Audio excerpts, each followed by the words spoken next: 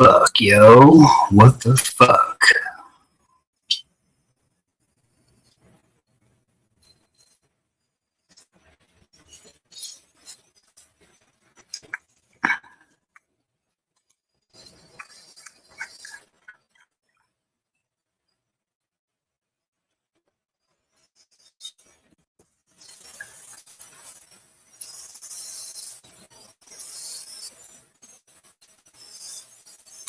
Oh shit, here we go again.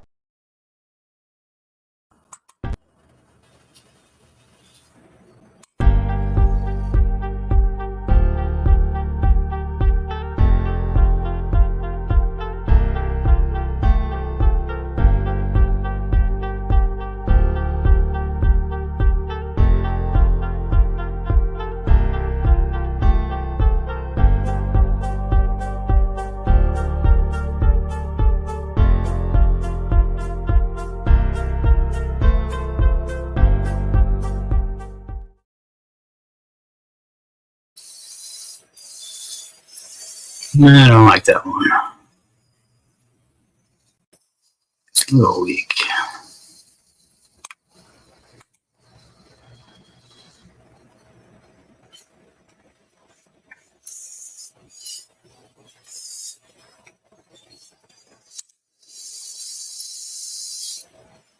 It's all right.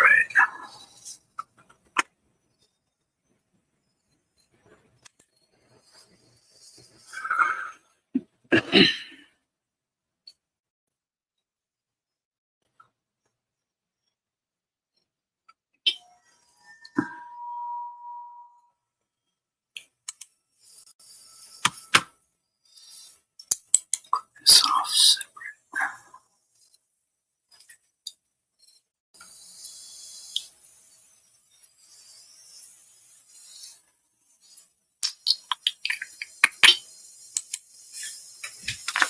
That one.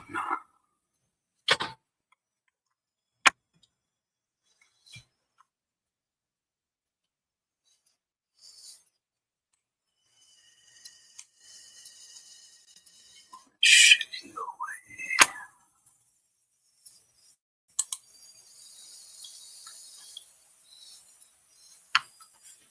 Going on here.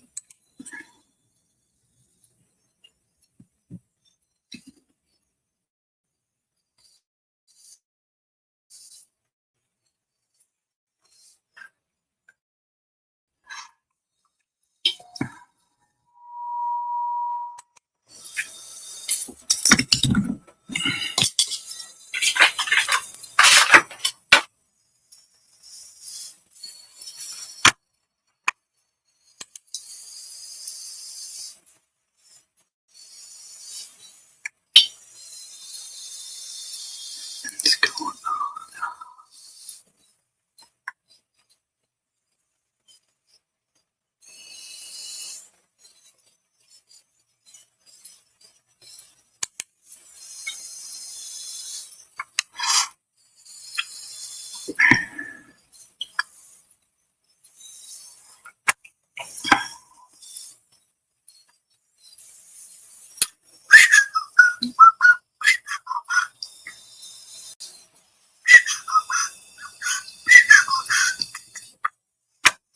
There it is.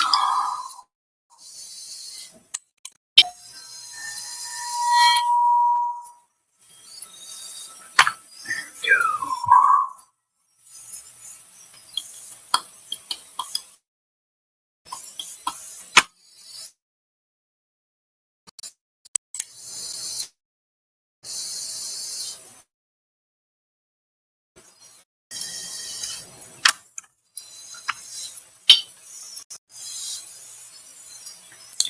Put that in the other fucking monitor.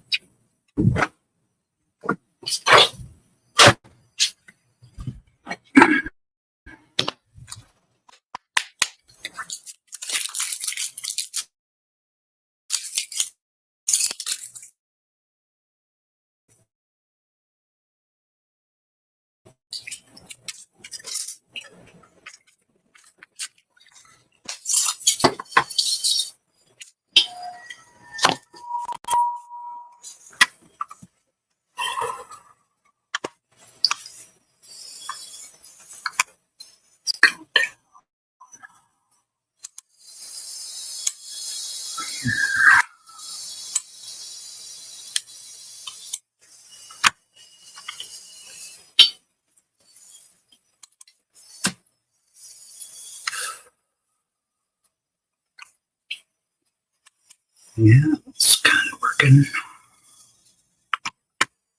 Pull that.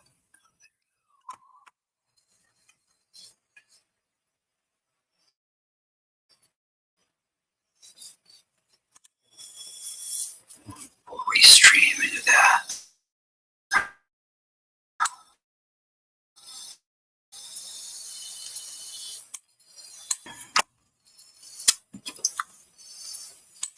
Oh shit. Here we go again. Oh shit. Here we go again. Oh shit. Here we go again. Oh shit. Here we go again. Oh shit. Here we go again. Oh shit. Here we go again. Oh shit. Here we go again. Oh shit. Come on now, dog. Come on, man.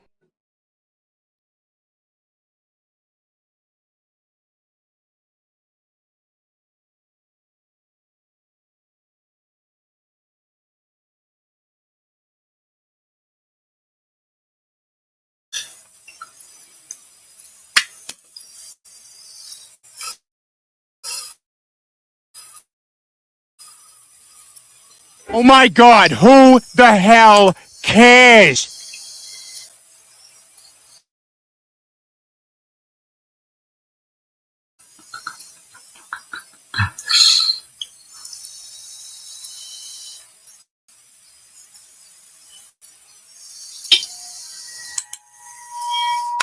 Fuck does it keep wanting to do that like that? It's not good.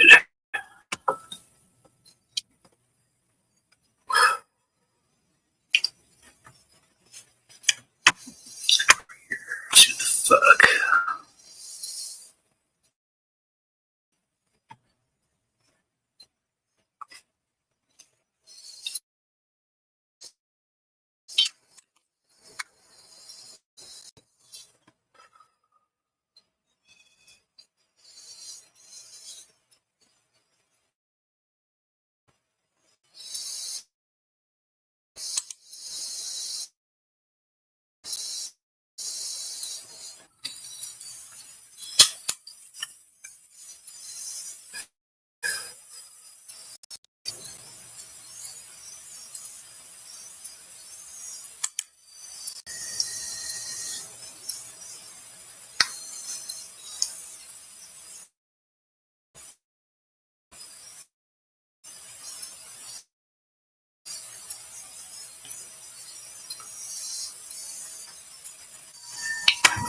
Would it do that?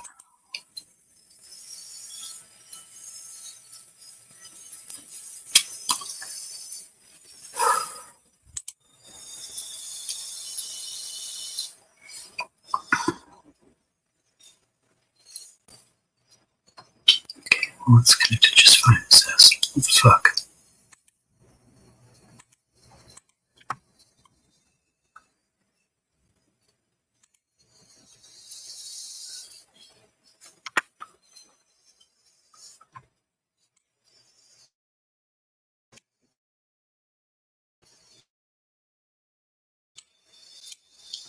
Get over here.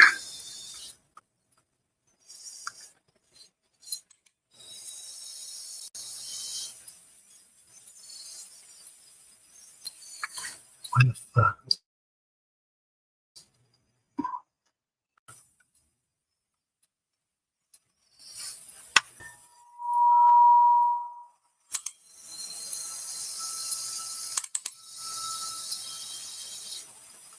Connected. Why is it showing unstable?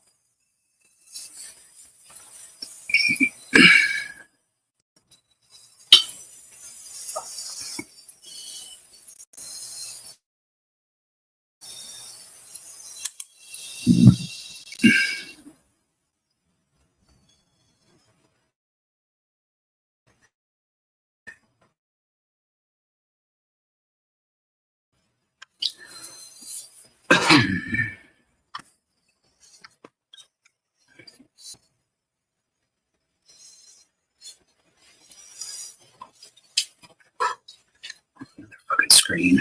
That's what I want. Turn that off.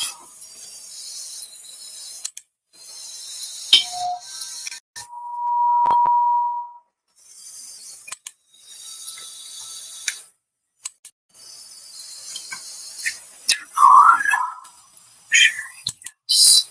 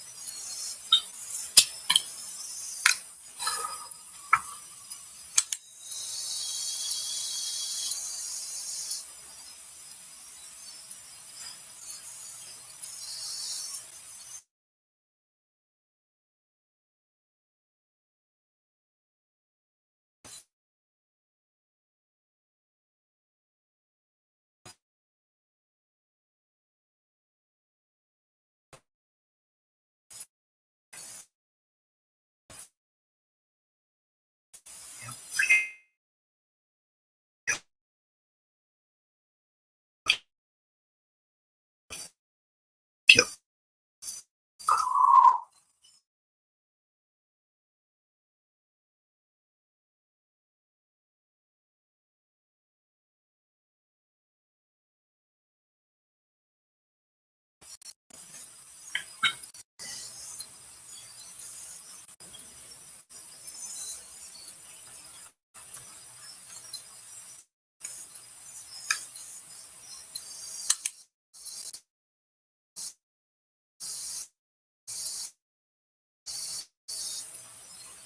Show me.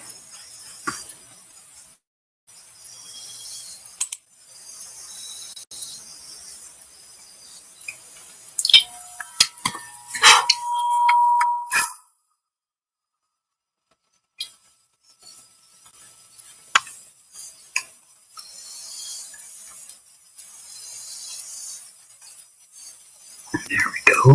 That's fucking better.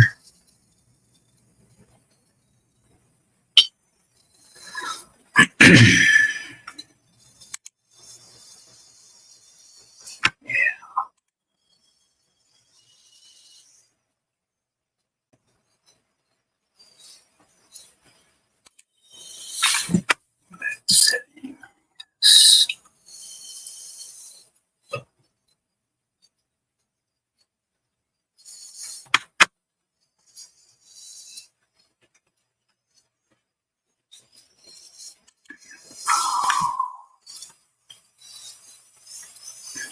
Oh, just fucking around. Downloading some stupid fucking videos and shit. Making sure the fucking internet's hooked up right.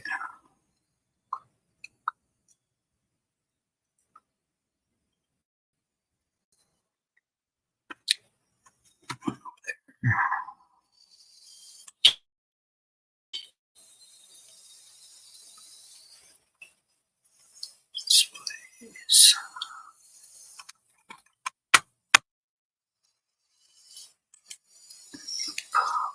There. There.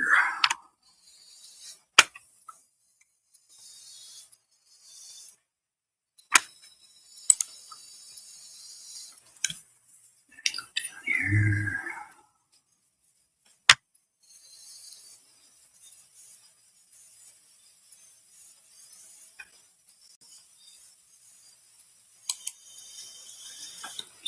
Fucking taskbar down here.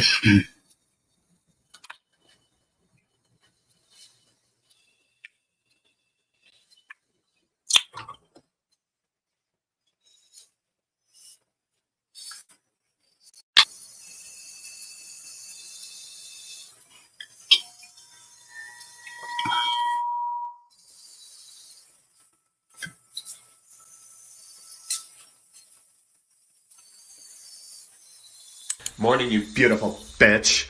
It's me, here to tell you to have some water, have a poop, and have a great fucking day.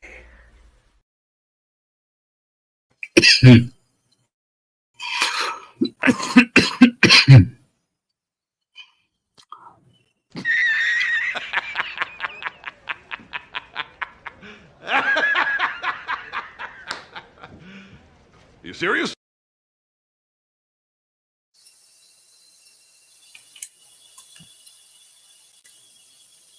Yeah. Dead fucking serious.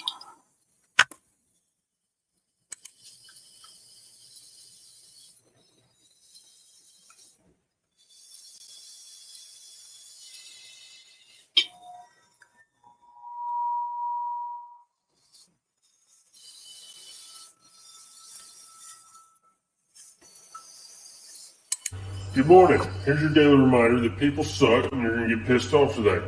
Don't cuss nobody out, don't fist fight, and don't go to jail. You got this, bitch. Good luck. Do you know how hard it is to wake up every day and look this fucking hot? I mean, no one can even compare. I just feel so bad for everyone. Do you see anything? Ah! Something's got me! That was me. I'm sorry. Who's that? Who's that? Who could it be? It's me. Are you my conscience? Yeah. I'm your conscience. We haven't spoken for a while. How are you? Can't complain. Good. Tell me, do you see anything? I see a light. A light? Yeah, over there. Hey, conscience, am I dead?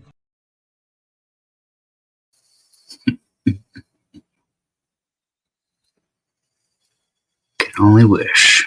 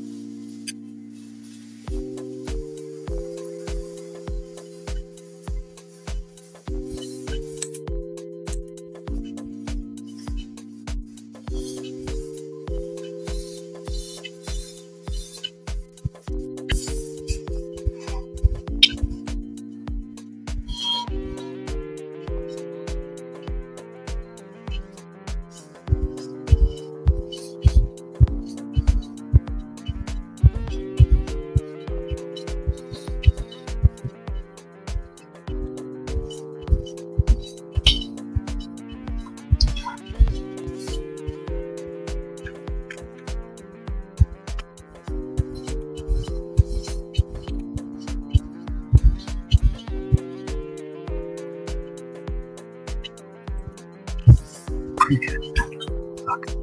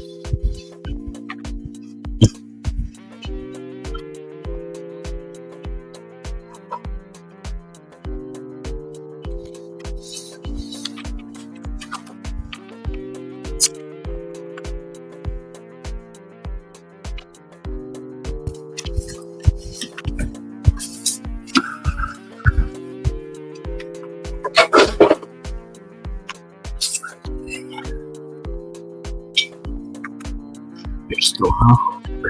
Look.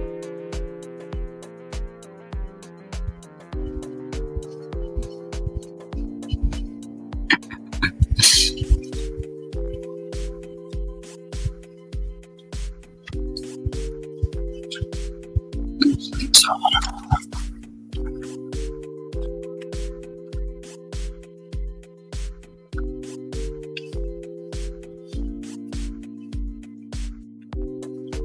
have got a couple of pages to where I could see my fucking shit. What's going on here?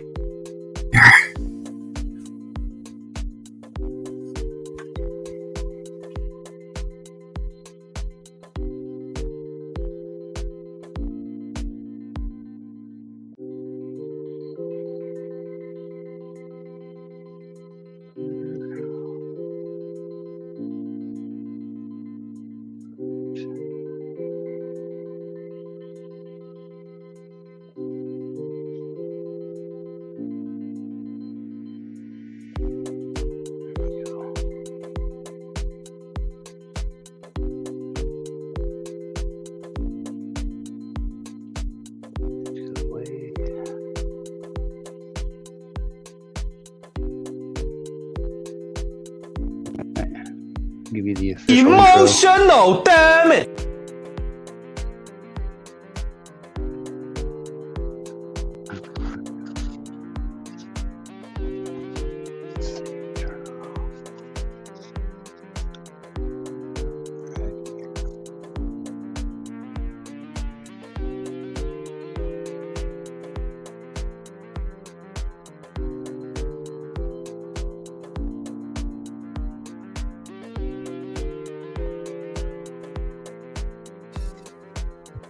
Check. Yeah. Seems like it's working. Is that working? I can't fucking tell. Yeah, you're working, brother. You're working. I can see you. Yep, doing good, man. Hey. Working on the bugs.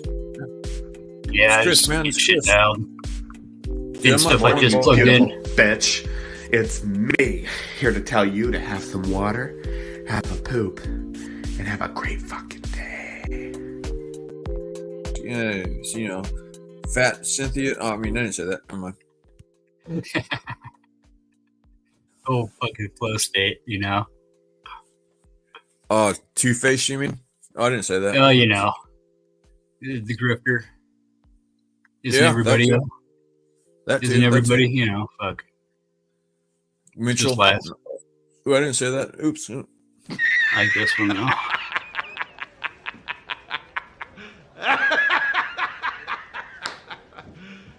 You serious? Yeah, dude. Yeah, that's pretty good. What they can do with computers nowadays and stuff. Oh, man. Yeah, somewhat. Just getting, That's cool. Working on all the bugs. All right on. Right on. yeah, getting this shit dialed where I can at least try to do a couple rebuttals on a couple things, and then we're doing this illness or education, where we're taking these man on the street videos like Luke Beasley and these kids that go out to these MAGA parades and talk to these folks that have no fucking clue what they're talking about. Oh, okay. That'd be good practice, you know. Working with equipment, interviewing people, all kinds of cool stuff, you know. Yeah, there's plenty of that shit going on up here where I'm at with the man. political spectrum. You know, I've always been pretty plugged into all that shit, and it's going to be a pretty contested year, to say the least. Oh, okay. Cheers to that. Go to different events and stuff. I don't know. Whatever your shtick is, you know, whatever your bag is, as I say, right? City council shit, and just in general, I've got a city councilman that has a fucking 14-inch swastika on his chest. Oh, God. Wow. And a mayor and pretty much the whole... My fucking sheriff is being charged with petty theft for going into a public library while on duty and stealing gay books off the shelf that he determined to be gay. Gay as in lame, or gay as in actual real gay crap? As in, like, trying to indoctrinate the children. Oh, my God. And then he's doing a service, you know? He was doing a service. That's great. I like that guy. You know? Yeah, I'm not, you know, trying to do it in a way, you know, do it in a way. But we're talking books that have been on the shelf and haven't been rented out since like the 70s, you know. And we're talking about another book that's a recent book that does have one graphic what you would say, like a paragraph, like 3 or 4 sentences. Yeah. And you got fucking 50 Shades of Grey right on the next fucking shelf over. Oh, dang. You know, so it's not like kids can't get shit. It's not like going in and taking a fucking book off the shelf. That ultimately, you know, it's like testimony, right? A book is testimony. If it helps one person, if it helps one fucking person, right? Then it's better. Then it's a benefit to society. If it doesn't, if these people want to be hurt by it, they're more than allowed to not be hurt by it. You know, it's so it comes down to self-control. But I mean, kids though, you know, they don't really have as much self-control. You know, it could be argued. Right? They don't, but they do, and they make a lot of choices every single day, and they're hard choices to make. And the more the parents can be involved with the steering and the recognizing of the boundaries. Yeah. When you get close to those boundaries, you don't end up having a full-on spurg moment and not being able to control yourself, and you know, having a cognitive awareness that every choice has a consequence, and recognizing 3 consequences out of every choice before you make it usually tends to give kids the choice to make the good choice. Oh, that's good. That's a good number. Yeah. You know, it's I say the more involved they are, you know, I'm under the assumption that it's the parents' obligation to teach the kids that there are different people out there, and you are going to come across different people in your life, and they're all good fucking people. You know, everybody's a good fucking person, unless they're really coming at you or they're a real fucking piece of shit. Like, you know, some of the zebras we know and whatever. But I mean, what the fuck is the point of life? The point of life is love. It's the only fucking thing we're told to do. 4,200 fucking gods. I'm ordained in 3 of them. There's not one god that says fucking hate your brother. Yeah, unless you like worship like satanic god or something. But even still, you know, the Church of Satan is very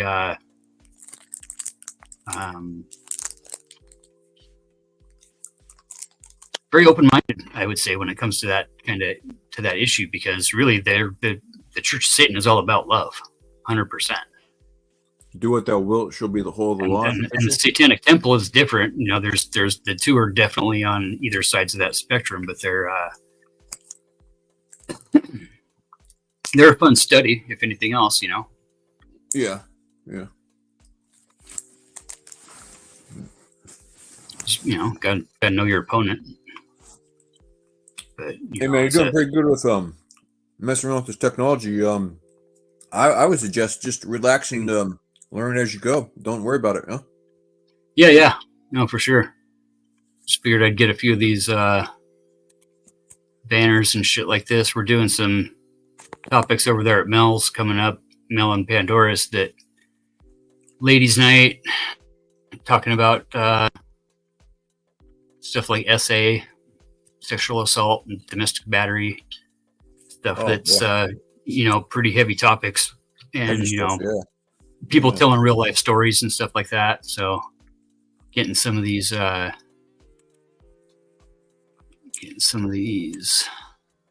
bad boys plugged into the system is always a good deal. No trigger warnings, shit like that. Trying to get Nightbot and all the stuff incorporated off of Discord, but that's a whole nother bunch of fuckery. They just got that little crawl down there. That's pretty cool. You're able to figure that out. You know? Yeah, getting all that little shit like that, where you got to come up with a couple for Mel and say something about dick pics. She's getting about 5 or 6 dick pics a night, the poor gal. Oh boy. Every time she hosts a panel, there's guys coming up on. Tell her, man, hey, stop looking so beautiful, you know? Reduce well, yeah, I put them boobies up on the screen like that. That's her fault, you know, for looking too beautiful, right? UK boys can't control themselves.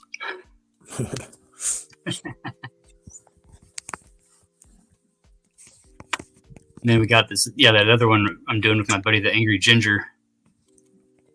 I mean, there's some great, dude. The past 6 or 8 chats, man, we've had like up to 600 people in chat, rolling back and forth. Mega folks. Yeah, for sure. That guy is something else, man. Oh yeah, dude. Yeah, I remember him. Huh? Yeah, JD, man, he's fucking tearing it up. He's got like fucking 10,000 subs on Twitter. His shit just blew up because they all started hate mailing him, right? So they I mean, he's like with the likes. Thing about him is he talks to like everybody the same. Doesn't matter who they are. Yeah. That's how he was doing it when I was talking to him. Yeah, he's fucking badass. Yeah. Remember, I used to talk to him on that. What's that app called? Zillow. Oh yeah, Zillow. Yeah, then he got into Discord and got into the kind of self-help crowd and whatnot. But yeah, no, it's been turning it up. It's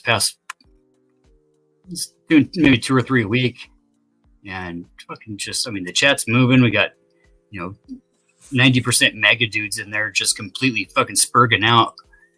And he's just fucking ripping on him, dude, not hitting him back at the chat. But the whole point of that is the discourse is good. That, it's good to tell each other to fuck off and then have a conversation. We can't just tell each other to fuck off and walk away. Get all that out of the way. And you'll have the conversation, and it's cool to actually have, a chance to sit down and offer talking points and offer actual evidence and not just 3-letter, 3-sentence or 3-syllable chants. These guys will come in and just, a lot of them start dropping, accusations of being a chomo or some shit. And yeah, you always guess that, man. I've never seen any evidence, so I just ignore it. No, dude. Everybody, that's just the first go-to for the ad hominelistic comeback. Just like landscaper. Dude, I would never call somebody that without evidence, man. I'd have to have evidence. Dude. You know what I mean? You just don't do that. I was impressed with those motherfuckers.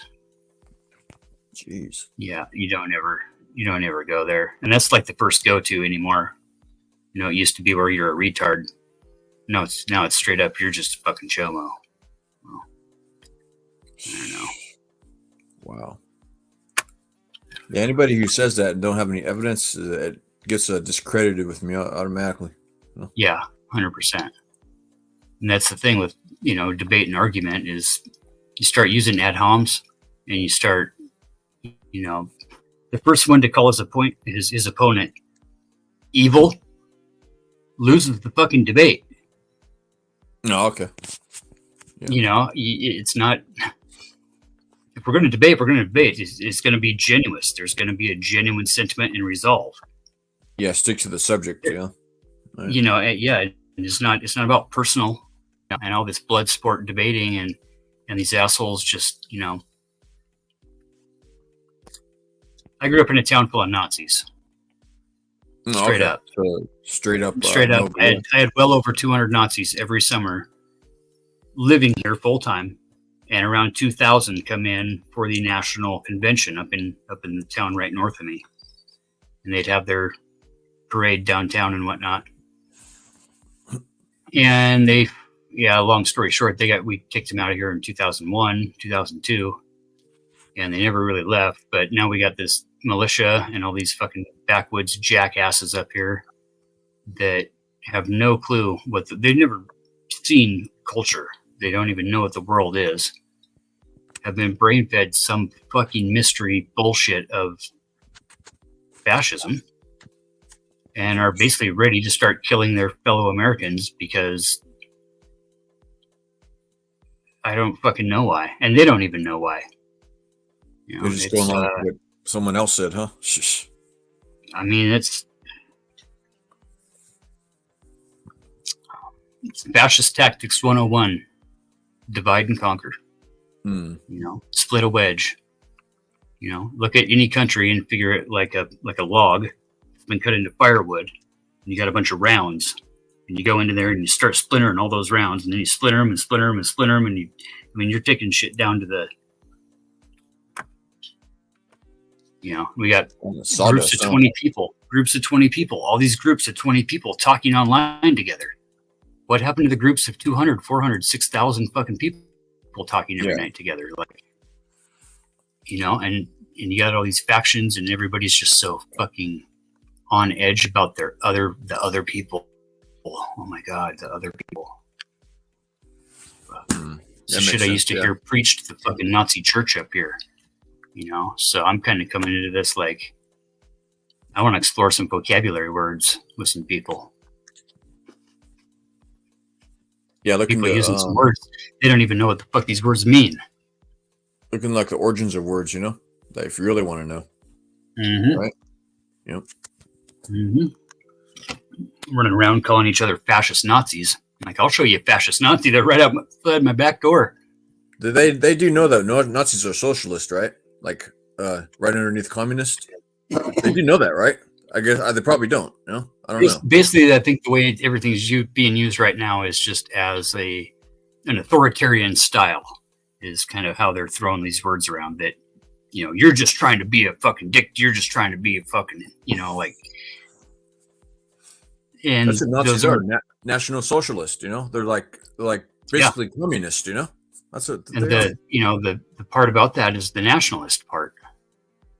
Yeah, we've got this ultra nationalist movement in America going that has adopted the flag, rewritten the fucking national anthem to honor people that fucking tried to overthrow the fucking government.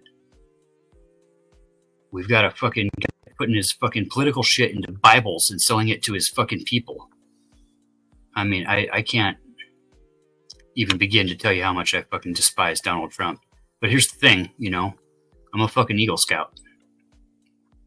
And I'm a very patriotic Democrat, as far as it goes. I'm not even a Democrat, I'm a fucking humanist.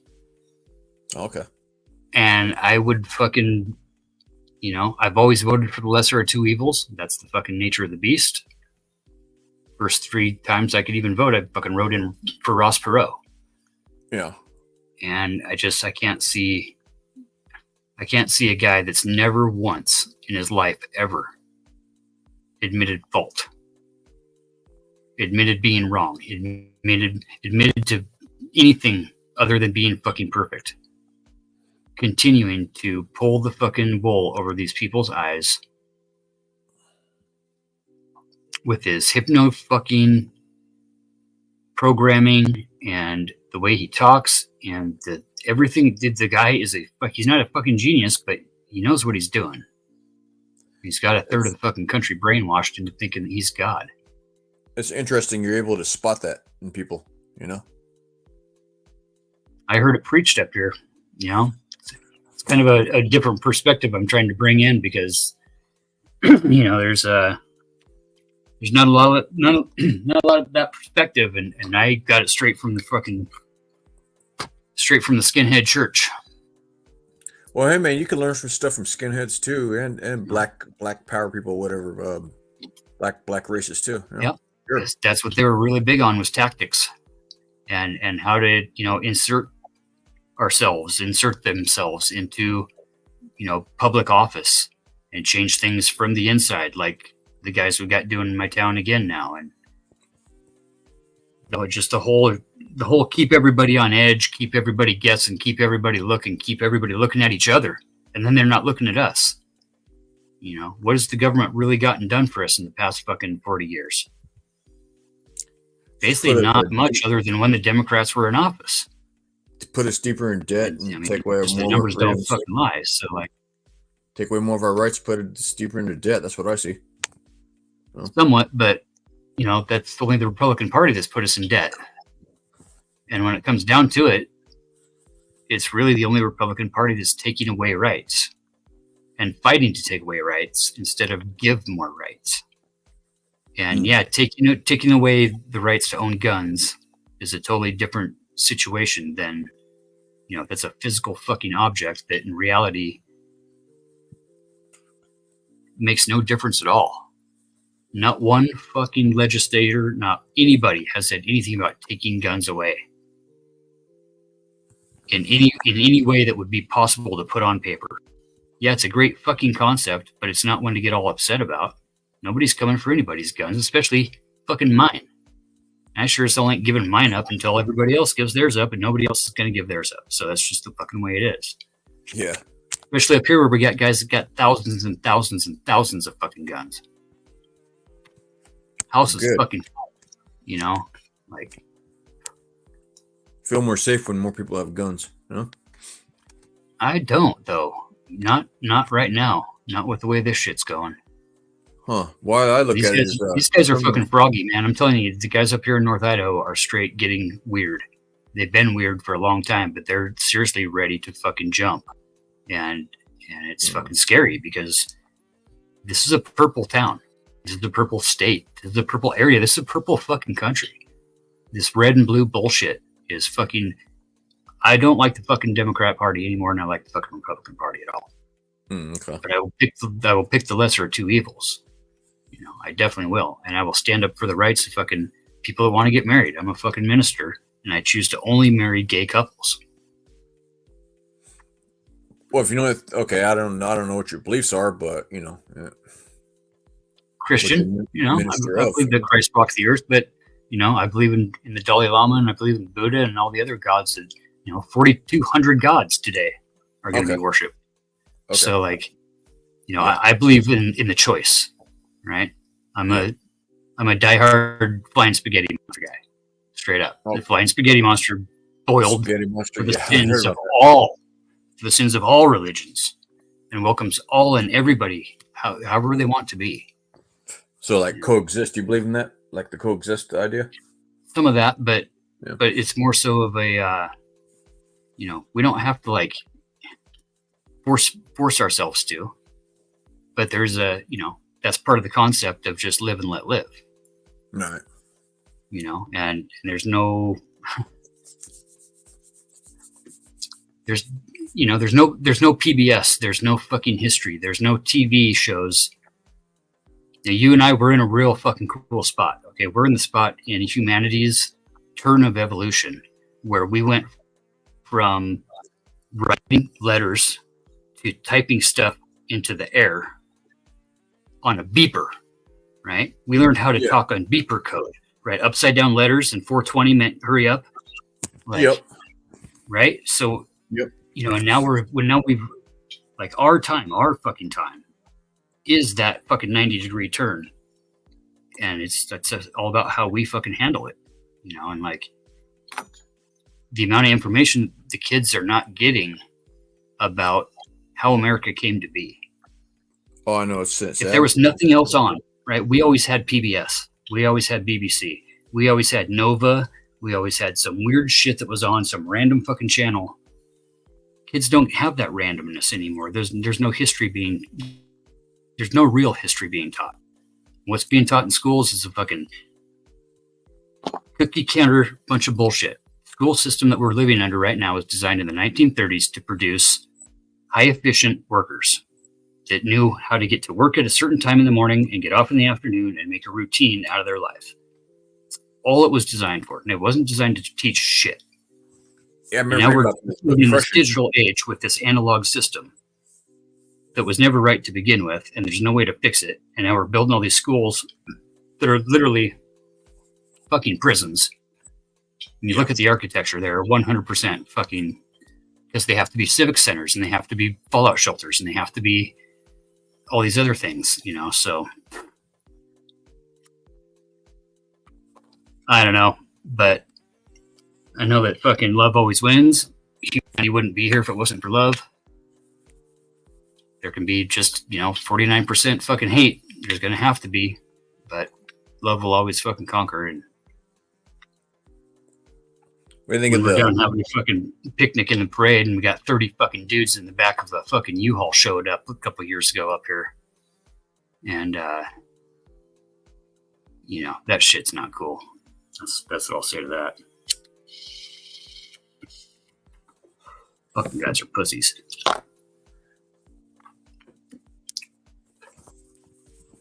Yeah, where the hell are you at? Oh, me? I'm out here in Riverside, California. Nice. So, you guys got some good rain down there here. Yeah, That's last few days, yeah, been pretty good. yeah. Looks like the surf's been way up too. Yeah, everything down around La Jolla and fucking San Diego's just been going nuts. And then waves, huh? Big storms blowing in. Yeah, they had records down at well, no, they were down at Mavericks. I think it was in fucking Hawaii. I don't know. So, what do you think about like the Chinese buying up a lot of the farmland in this country? I don't know enough about it. I know that one of the guys I work for or with up at this private golf club where I build houses for a living. He mentioned something this last summer that was more to do with that, is they're buying up the land over the top of aquifers and buying up land close to anything that might have a water right or a water easement on it. Yeah. And clean water is the whole point, because the soda companies basically bought as much as they could of the free flowing easement rights in the nation, and they moved up into like Canada and up into the Yukon. But yeah, that makes a lot of sense. It's pretty fucked up. There's a guy that did a special on it a few nights ago. Fuck, who did that? Was it not Chiquita or somebody did? Just, I don't know. Showed a couple of different maps of all the land that was, bought up around the airports and farmland and stuff. Close to military bases, all that. Yep. So, but if you want to ask me, fuck straight up, I'll tell you what happened in the past few years. Sure. What happened in the past few years? Well, we had a fucking wannabe dictator for a president that was really fucking palsy with the Chinese and needed some fucking money and had something to offer. And I don't know. It's definitely weird. You go back on the dates and everything was, a lot of 5 to 7 year old purchases.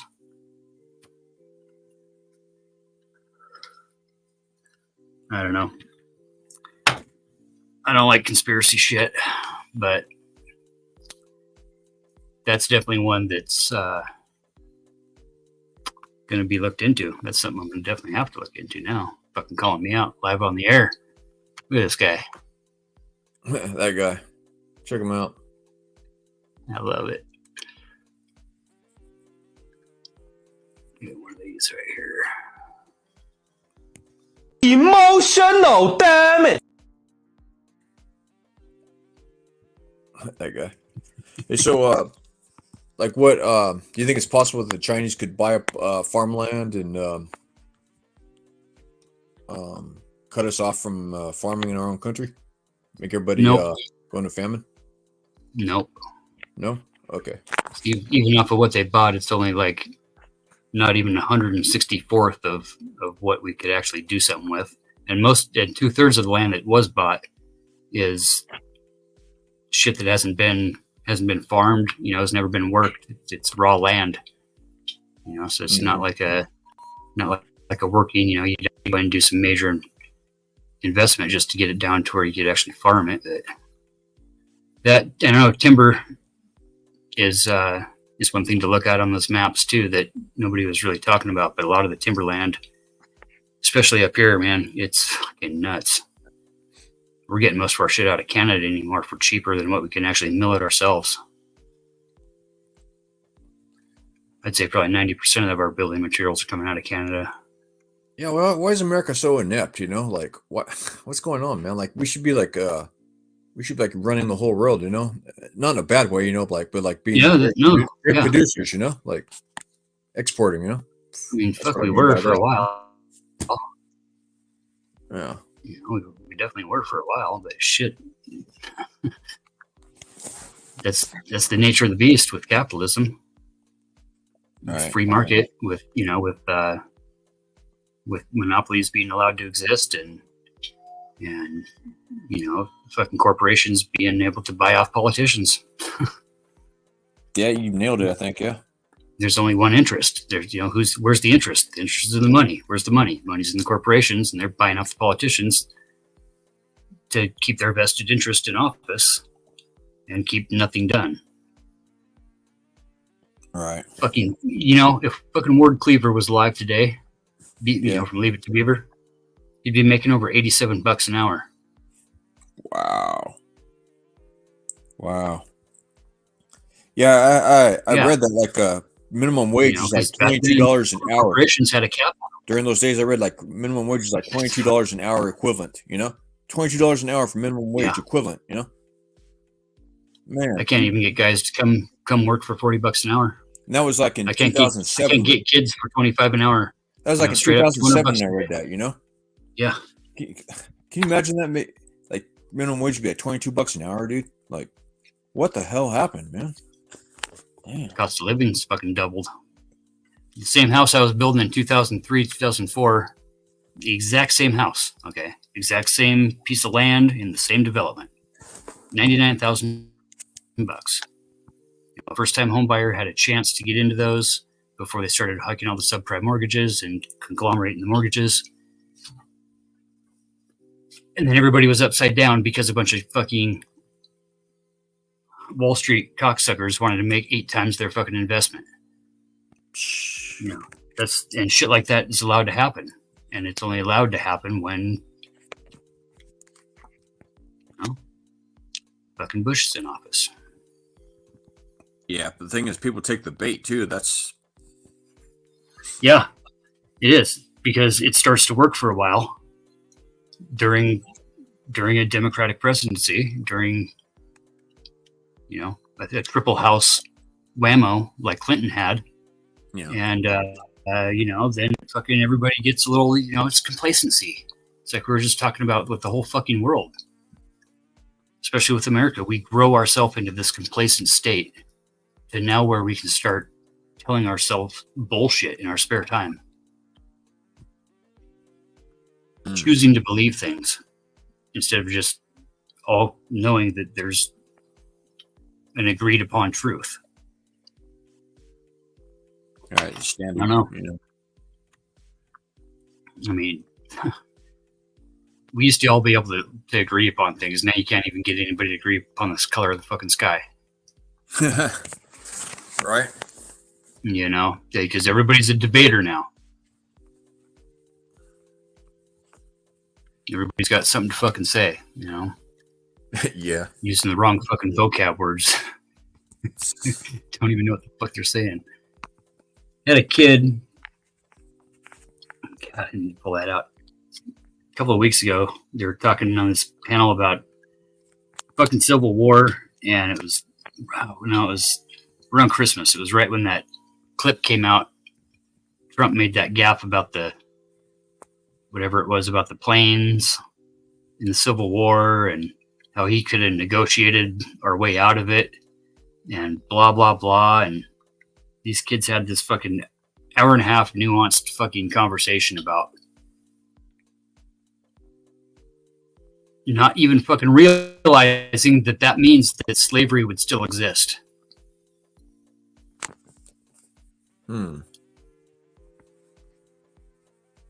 If we negotiated our way through the Civil War, if Trump was negotiating for us, think for one fucking minute that we still wouldn't have fucking slavery. He would have negotiated, you keep yours and we'll do ours, and we'll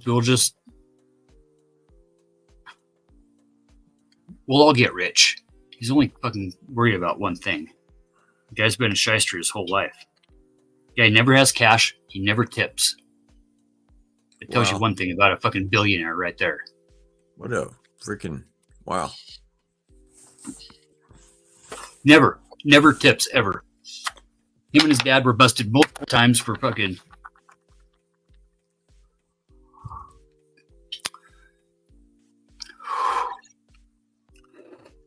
giving preferential treatment to white people in their rentals over in New York. They've never built anything. The only thing they've ever done is put their names on fucking other people's buildings. The guy's not a developer. He's a fucking goddamn con man. 7-time fucking bankrupt. I mean, don't even fucking get me started on that piece of shit. Yeah, not that Biden did it better. Oh, I won't do that. Apologizing is for the weak and wrong, which is why you should do it to me because you are weak and wrong. Johnny, Johnny, Yes, Papa. eating sugar, No, Papa. telling lies. No, Papa. Open your mouth. Ha, ha, ha.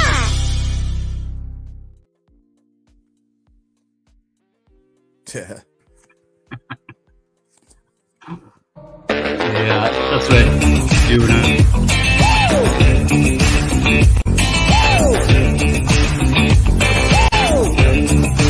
Everybody get up.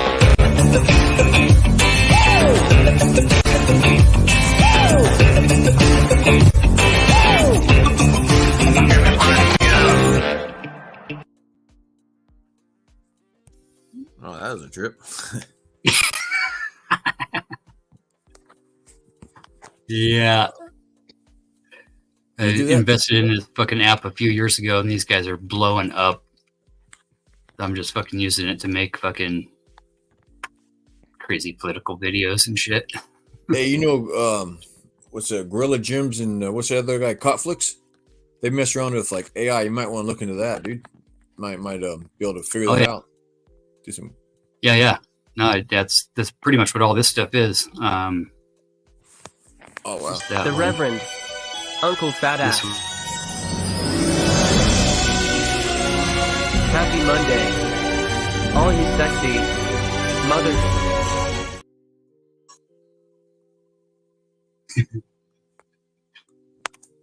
Wow. Yeah, shit like that. Do with that stuff, huh? Yes. Oh my God, who the hell cares? Yeah.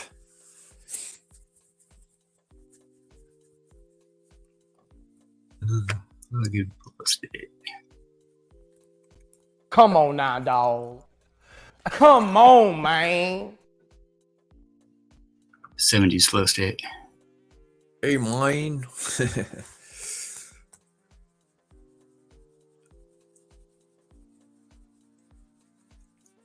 Come on now, dog. Come on, man. Wow. That AI is getting smart, man. Come on now, dog. Come on, man. Slow down, fucking piece of shit machine. Goddamn.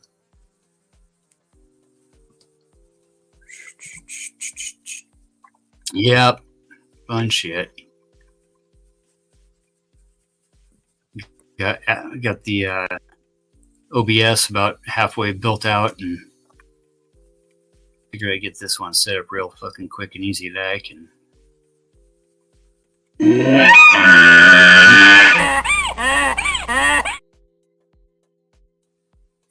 Donkey ass.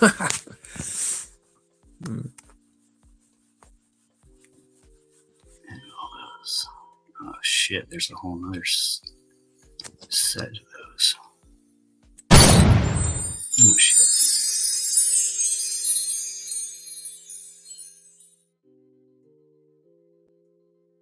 That Brian one. It's good. Fucking computer just got. I don't know what it did, like half of a update from some Windows update shit, and I can't fucking find anything anymore. Dude, I turned the Windows update off, dude, on the machine. Over there, I turned it off, Yeah. and I don't have any more problems. Yeah. Isn't that nice? Yeah. I'm not saying you should do that. I'm just saying that's what I did. You know? No, I usually have it off, and for some reason, fucking did some shit back in October or something, and then it just did a reboot here a few days ago, and it's all fucked up. Keeps switching out every time I go into those. It switches into Wi-Fi connection. Those ones aren't bad without the sound, but you can put like name, like names in between. They're like FA. Oh, I don't know. Yeah. Who's the name? You know. Oh yeah. No, I've been doing logo shit for a couple different. Well, shit, I don't know, a dozen different companies up here, construction businesses and shit, and helping them with their online layout and presence and just, logoing, branding, marketing cool. shit. You know what you could do, dude? As well as being a general contractor and a home builder. So, like, you could look at people's websites, right? Like different people and or whatever, and you say, "Hey, man," without saying this, you could say, "Hey, man, your website sucks. Let me fix it for you." But don't use those. I'll tell people straight up to their faces, your fucking website is a piece of fucking garbage. There's so many.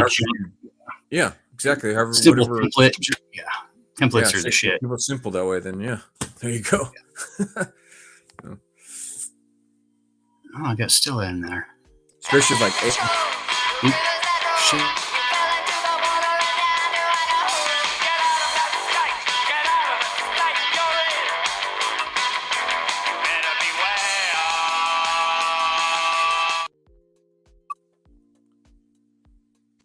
That's one of those Razorback dogs, huh?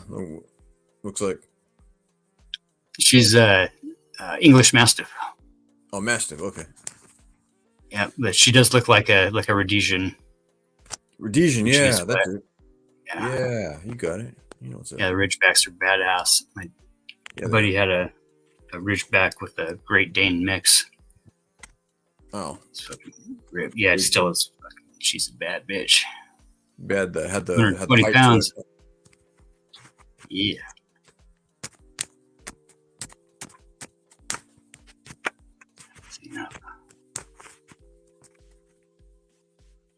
It's a pretty decent platform, actually, for what it is. I've been using all the other shit for work for so long.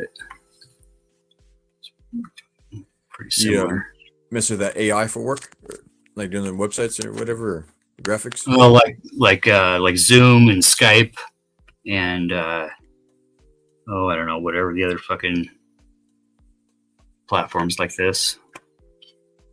Nice. Yeah, StreamYard type, whatever. Yeah, here we go.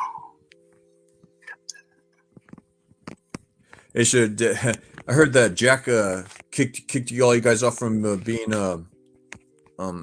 blue letter. What do you call it? The wrench. Moderator. Oh, Telcots? Yeah, Telcot kicked everybody off from being a moderator. Not that really means anything. I just thought that was funny. Okay, no, I haven't been over there for like 5 weeks. Oh wow, okay. Yeah, I've lost track of all the. I went over to Flo's the other night and they were all talking shit, and I was like, dude,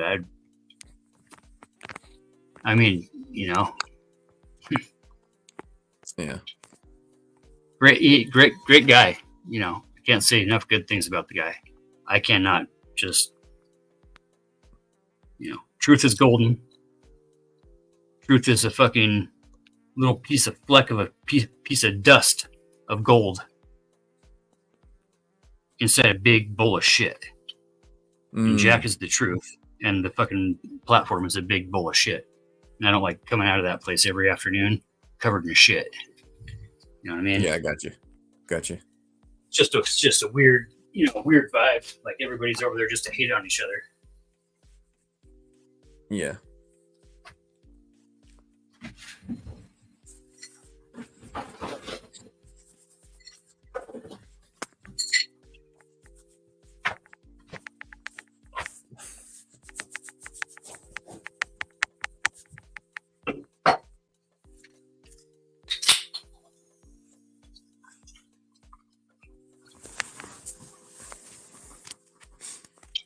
Actually.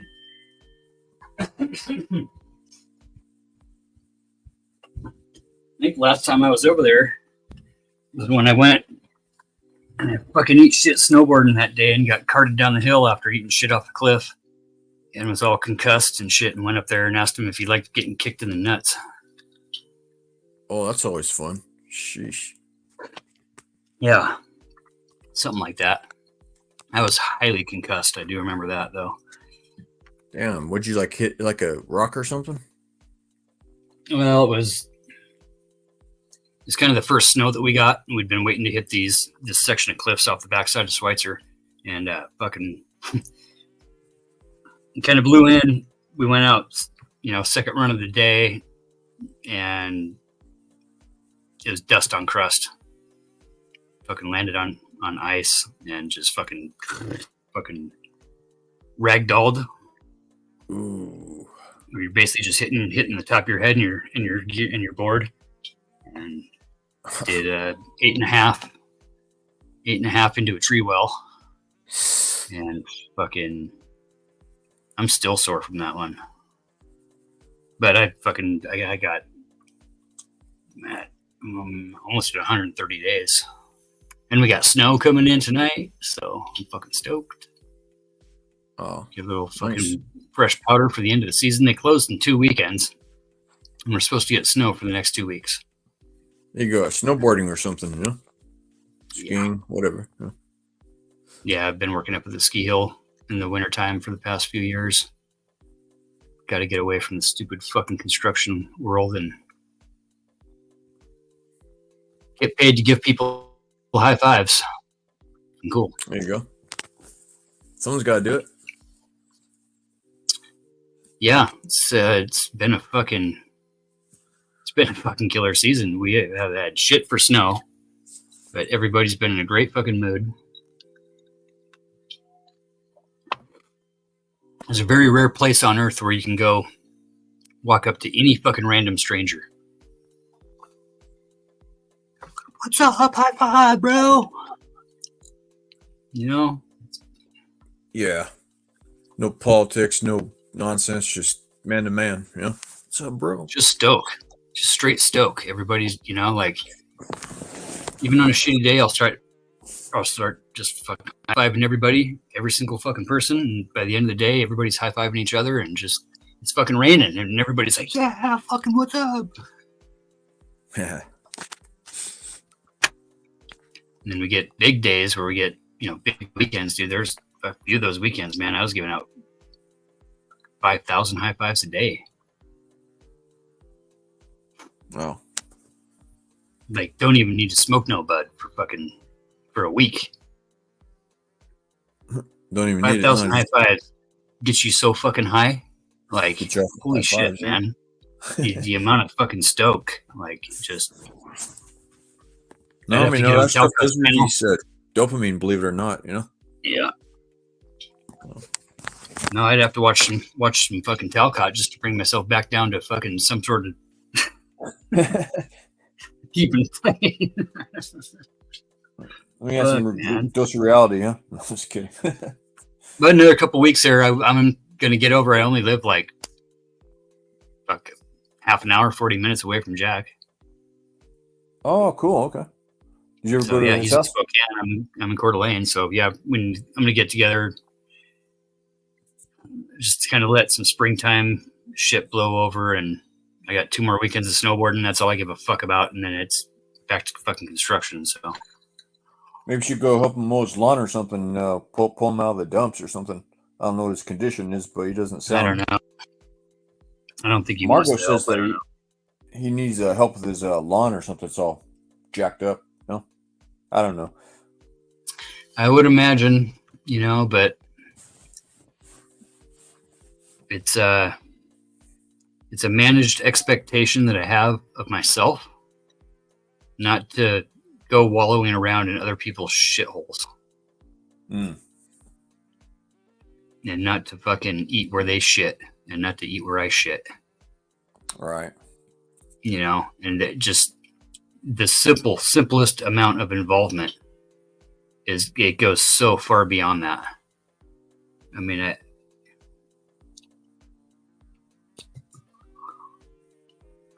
guys that actually spend their whole fucking day, all day,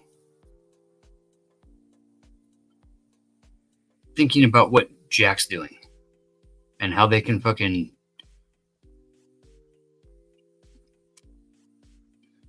I don't know what it is, dude. There's some fucking weird fucking energy over there.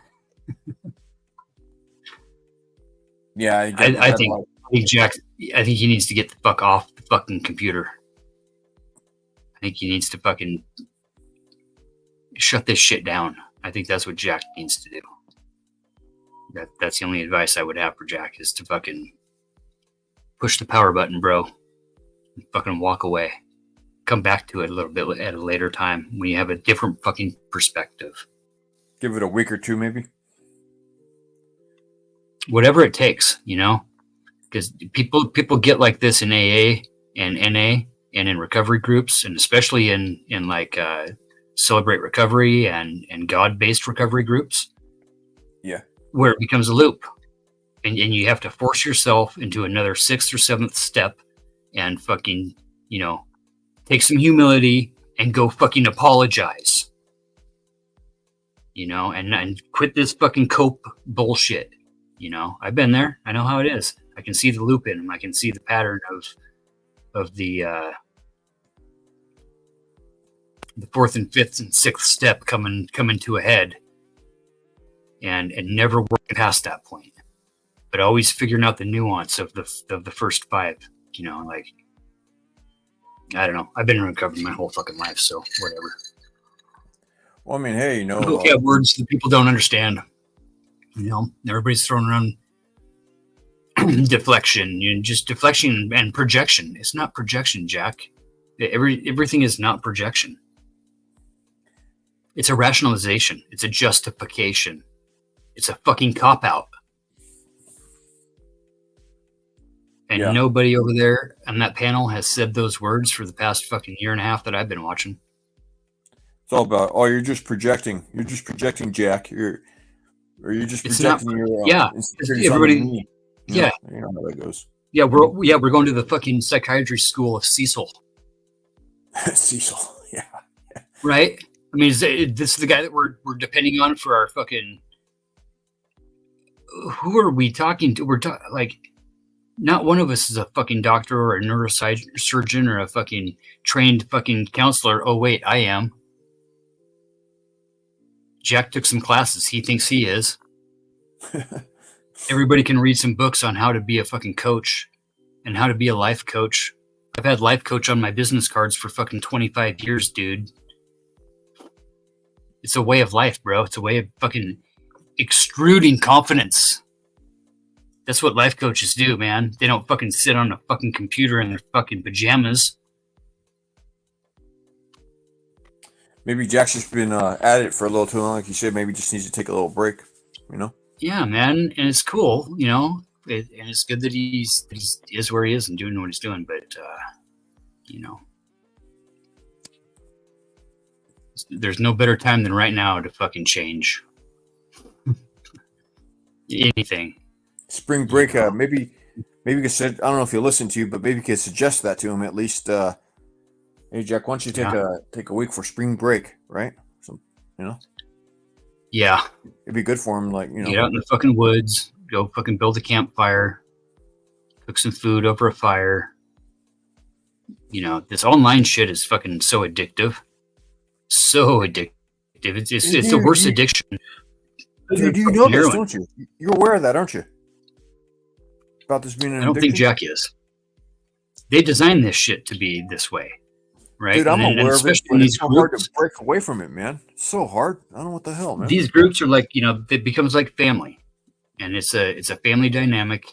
So there's a love and bond that creates a more intense shot of serotonin with the dopamine when we get angry, right? Love and anger are the same fucking brain chemical. Yeah. It's easier to control the fucking anger. It's easier to force the anger. It's easier to find the anger. Oh, right? Isn't it easier to control anger? You're so right, man. You're so right. How do you know that? You know, love takes fucking, how you know love that, takes just, effort. Like, yeah, like, love takes. I mean, it's like you recognize that. You know, I never heard anybody say that before. Anger is easier to control than love. That's true. I know that from experience, but I never actually heard anybody say it. You know, that's all. Yeah, I mean, it's a hell of a lot easier to want to get angry and get angry than it is to force ourselves to want to love. because love takes work, and we know that it comes with strife. It comes with a give and take. It comes with an expectation. Or sometimes There's no expectation in hate. The only expectation is propaganda. Is putting information out to create an emotional reaction. The literal definition of propaganda is something that's put out there with the intent of creating a reaction. Right? Doesn't matter what the reaction is. The reaction, the cause and effect are not. The point is the reaction. And people don't understand that about propaganda because we're propagandizing each other all fucking day long. Especially on these stupid fucking panels where people just talk to each other like they're fucking knowledgeable people. And they're not. Some of them are, but most of them are not, I agree. Like these debate panels, like who's the big guy? Fucking the purple haired fuck. Destiny. Yeah. Destiny? The young debate style kids and shit. They've got these debates going, and I've been barging into some of those and just blowing these guys' fucking minds. Like you guys just had a 6-hour conversation about this. Did you realize that none of that makes sense because it's all about perspective? You're not taking into account anybody else's perspective into your fucking arguments. Good call. Yeah, just looping, right? You're telling me that a 47-year-old fucking Buddhist that hasn't spoken for 30 years, lives celibate in a fucking monastery, has the same thoughts and values as I do on fucking Earth about what humanity is and what God is? Fucking eat a dick. That's in their fucking pretentious bullshit. Where in the red letters of the Bible did Jesus ever say, judge your neighbor, throw the first stone, and don't fucking take anybody else's fucking word for anything? Live for you and yourself only. Gather as much wealth as possible. Fuck the little guy. Yeah. Basically says all the opposite of all that. No? I know that's your point, but yeah. And that's exactly what I heard, straight up, brother, being fucking preached. That's talked about in the smoky back rooms, of how to get people triggered to the point where they can't see why they're even triggered. And they believe exactly 180% opposite of what they think they want to believe. It's the anarchist cookbook, man. It's the fucking...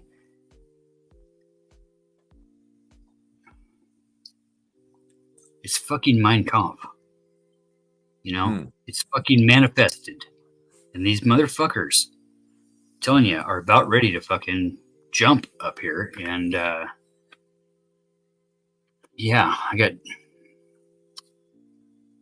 we got realtors again now advertising to out-of-state folks, separatists, to move up here.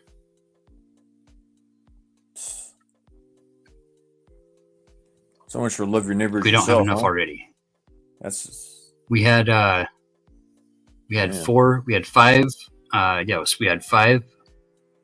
black, African men, ministers at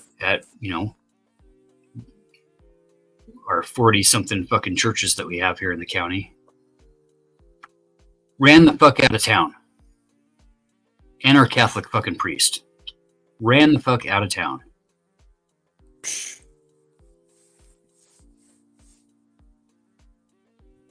I saw all this shit happen in the fucking 80s when I was growing up. Saw it in the 90s when I was going through high school. You remember the movie fucking American History X? Tim Norton and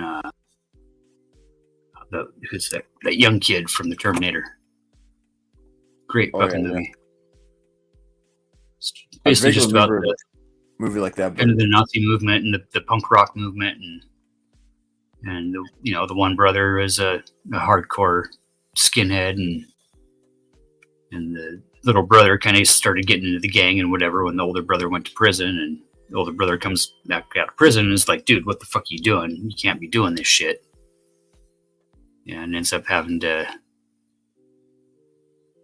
whatever it is, make a move to save his brother. Fucking movie drama shit, but just a great kind of outlook on how they would recruit. These guys would sit at the fucking in the parking lot at the high school, hand out flyers and shit for their punk rock bands. Chase us down to the city park. Same thing. But always handing out literature. Fold up paper and printed paper and shit. Just propaganda shit. White race bullshit. But then we could go out there and shoot guns for free. We'd go out there and smoke brown bud and drink fucking animal beer, and then go to white power church, and then sit around and talk about white power tactics. So like,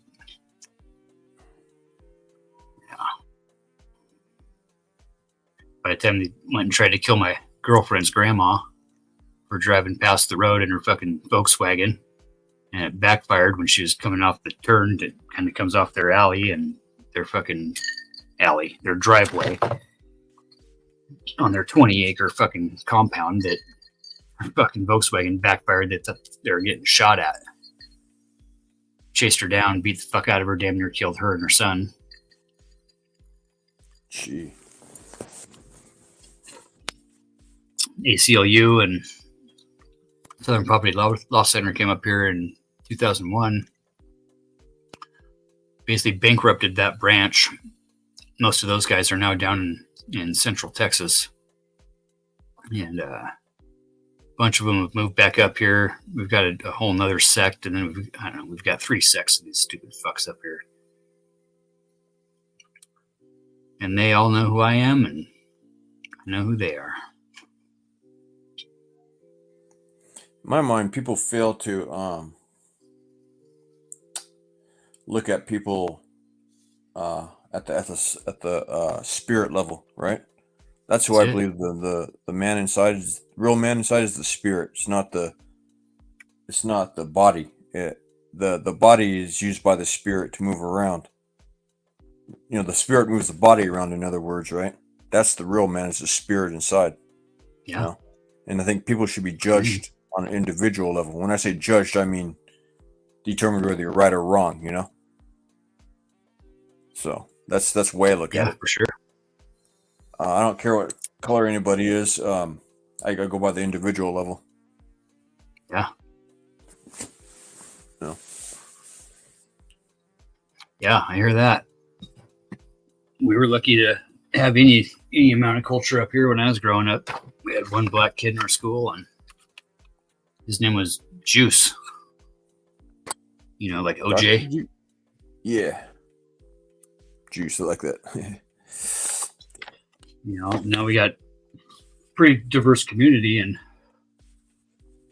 we've had the reputation for so long of being this place of seclusion and this all white, whatever fucking place that is bullshit that they're telling us. Let's see if that one will go. Oh yeah. Although I don't know if it's wrong, but I mean, I do feel more comfortable around white people than all other types of people. I just for sure. For sure. That's not a judgment call. It's just I feel more comfortable around them. So. And I wouldn't say that anybody wouldn't. It's I don't want to live in a neighborhood or an area that. But I do like that. That we do have more culture now than we ever did, and it's just not right that people are getting scared. People shouldn't have to fucking be scared.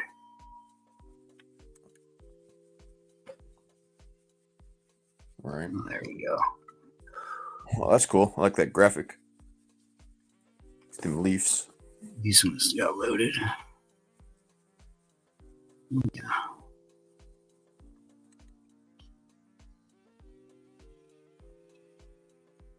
That's amazing how many different shades of color are available nowadays. These shit, right? Man. That's what I feel like with Jax. Going down.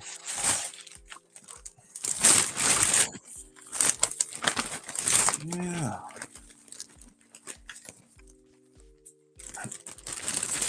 Holy shit. Oh, it's 2:30 already. Holy shit. You know the best time to go to the dentist. Oh boy, that's always fun. The best time to go to the dentist is at Tooth Curty. Tooth Curty? Tooth Curty.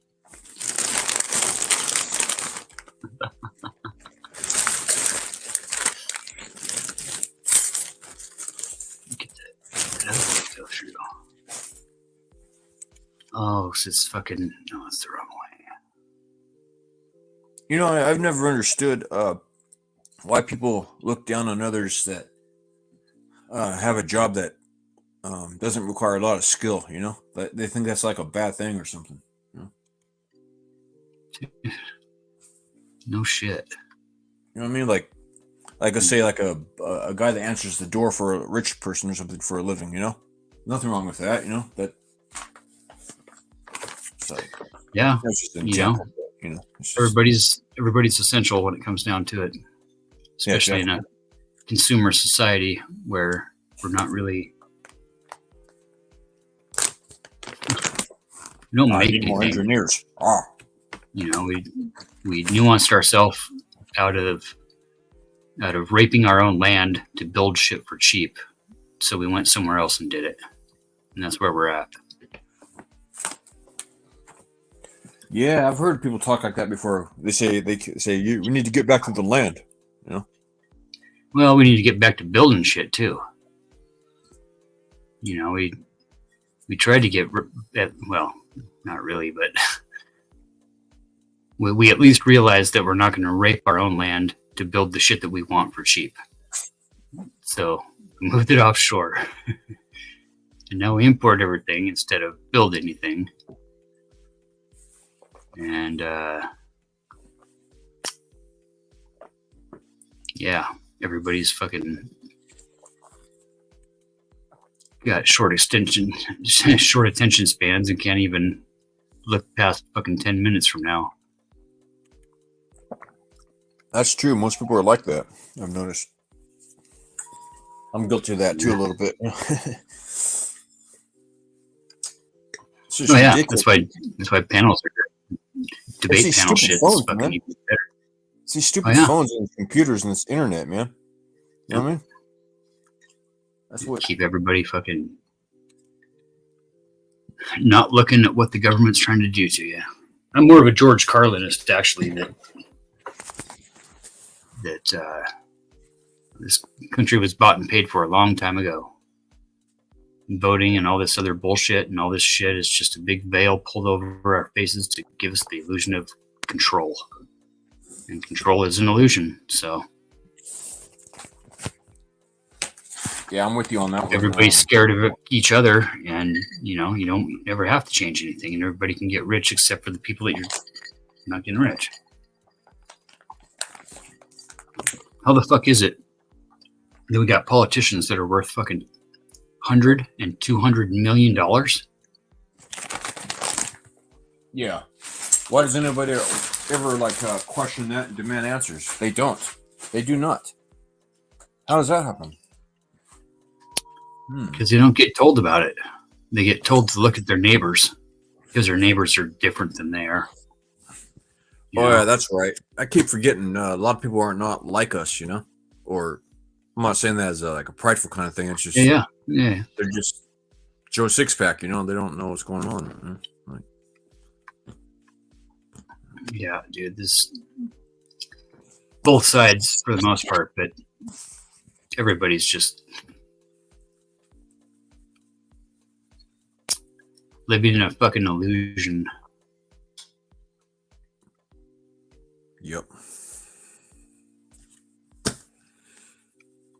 And that's the whole thing about fucking psyops and all this bullshit that everybody's talking about now that I heard preached about 20 fucking years ago was that, you know,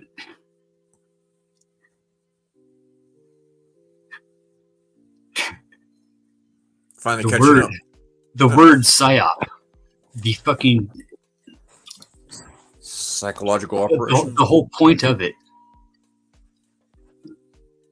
is the psyop.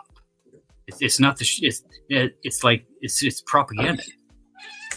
There's no information. There's no declared point of why to have what we consider to be a psyop today. That is the psyop. That is the propaganda. Just the word itself put into the minds of people is enough to fucking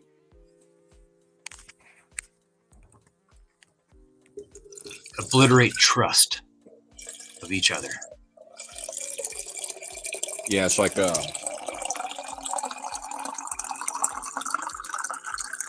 about that. Yeah, I think the purpose of that would probably be like closest thing I can think of would be maybe it's like a spoke on a wheel kind of thing of like a grid of control. Like one of those spokes would probably be like social engineering. That's probably what that would fall under, on that control grid or that net or whatever you want to call it. 100%. That's what I think. That's what I think. It's like just getting the people to to understand the concept of psyop is the psyop itself. Yeah. Getting everybody to question each other is the psyop. There's nothing nefarious other than the nefarious intention of wanting each other to hate each other. It's like a social engineering device, It's one of the things they use. The device means like thing, So it's like one of the things they use of social engineering is psyops, and there's other ones, And there, there is some that are real. That there's real life tactics and real life operations that have happened. Those things are not psyops. Those are operations and practices and principles and tactics and procedures. Yep. So we have to really break down some vocabulary when it comes down to what the fuck people are even saying. Yeah, I mean, if you can't see that, on the most common sense level, if you can't see that they're running games on us, like contrived games.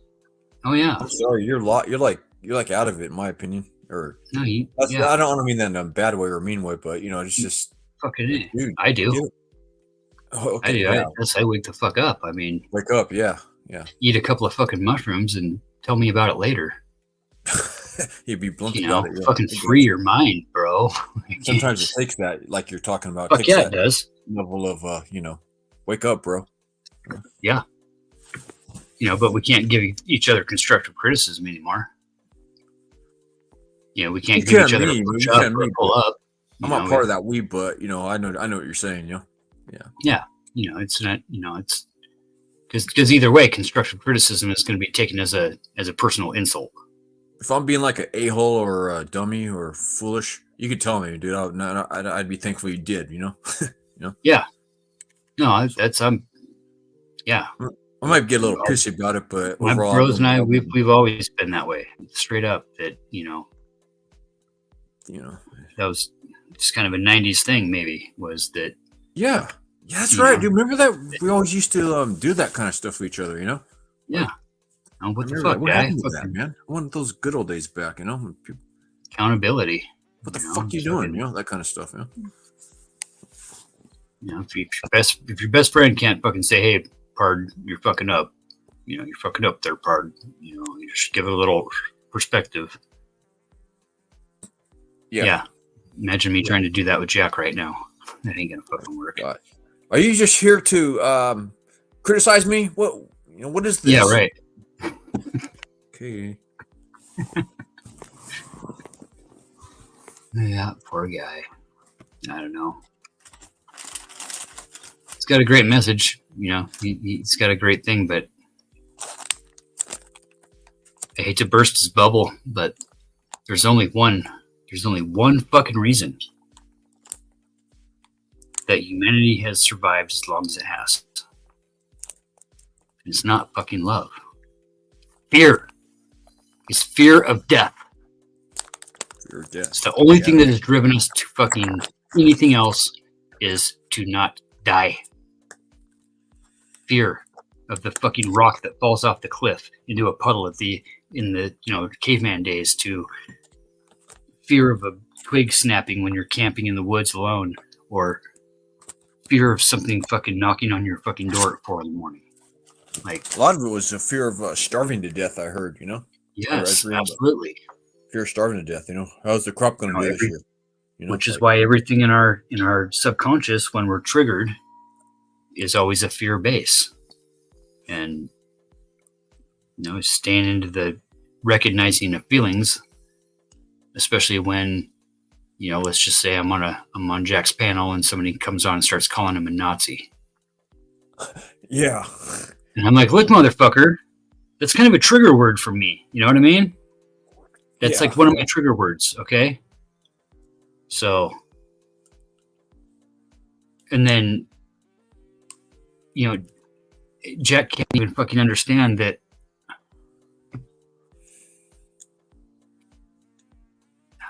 I can't even get into it. Oh my God. Fucking idiot. Yeah. I just better jump off that for a little bit. So. Yeah, no, it's been.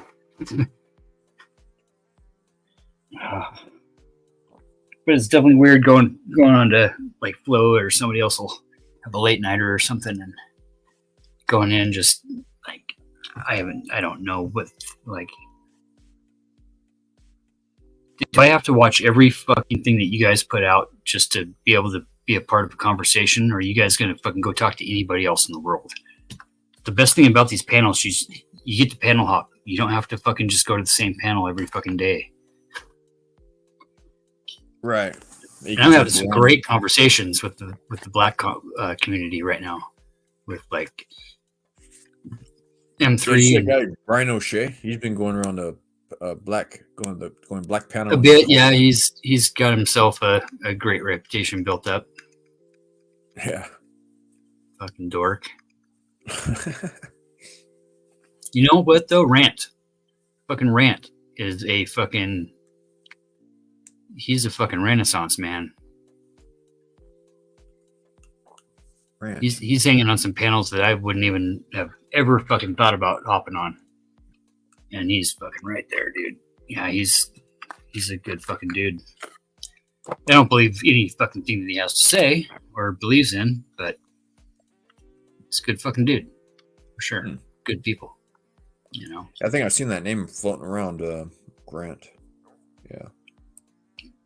Just Rant. He's with Rant. What's his Mimsy? Yeah, Mimsy is his wife, and New Yorker, from New Jersey or something, but always comes in with the fucking. So let me tell you something here. Spanish Inquisition, and he'll hop on Jackson, just chaos ensues, dude. It's fucking great. It's a fucking master fucking chaos. That guy Paulie, sometimes it's funny when he shows up too, like on Jack's panel. God. Yeah, I caught a few there. I mean, I've only been watching him for a fucking year, maybe. So at least caught some last summer here and there. Basically kind of got into watching him every day when I was working at the snowboarding hills and shit, and it was like right at getting off time. So, man, he's got some fucking.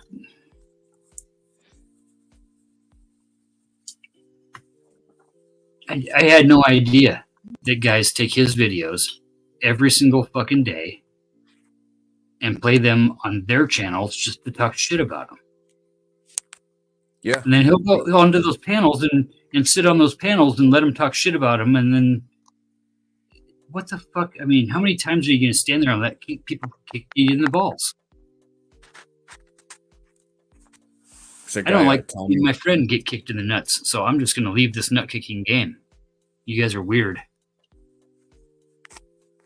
It's kind of where I was at with it. Back and forth, yeah. Back and forth. I mean, just not only that, but he's in on it. It's either a well orchestrated fucking opera, or it's a very disgusting, immature, not helpful at all, very detrimental to society place of like-minded, broken, hurt people telling broken and hurt people how to be more broken. Interesting. And showing each other how to be as well.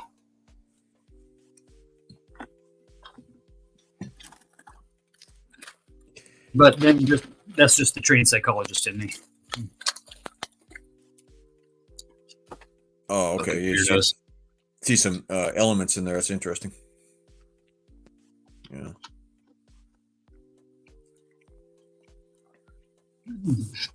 Keep standing right above home plate. Just let him keep pitching those balls right in your nutsack. Boom, boom, boom.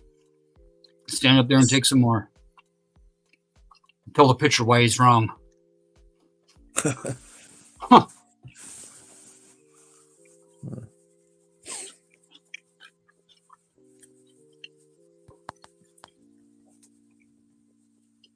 Yeah, makes no sense to me.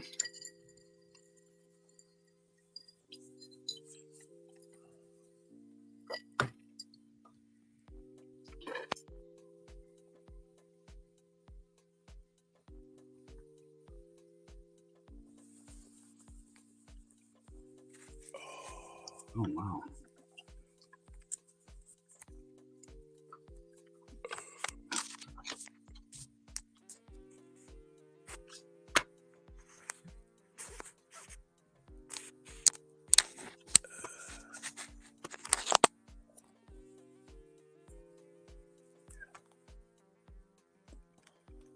Oh, shit.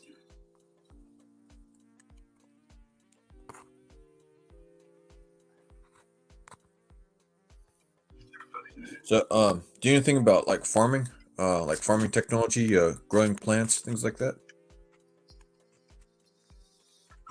A bit, yeah. I was just looking at this electroponics. I don't know if you ever heard of that before. Electro? Yeah, electroponics. Not really. What? Like hydroponics? Yeah, it's kind of like hydroponics, but it's a variation of the they use the properly pulsed electricity to shock the roots or what, or not shock the roots. That's the wrong word, but yeah, I guess feed the roots. And, sure. It supposedly makes the plants grow larger and stuff. Like up to 300% larger than regular. I don't know if it's true or not, but really, there's the claims. I would think so. I would subscribe to that for sure because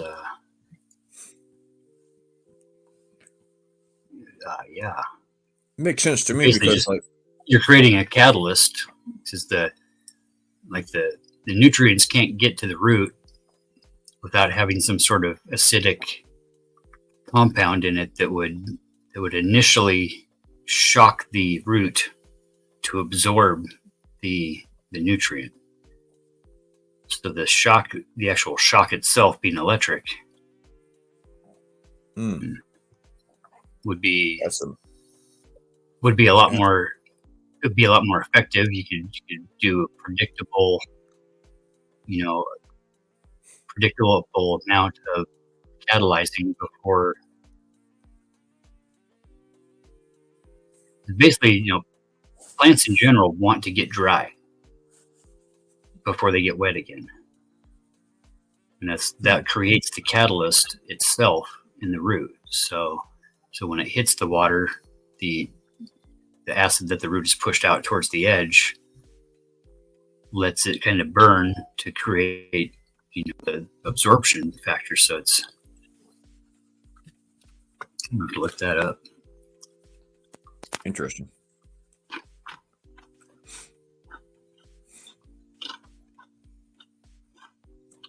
Makes sense to me because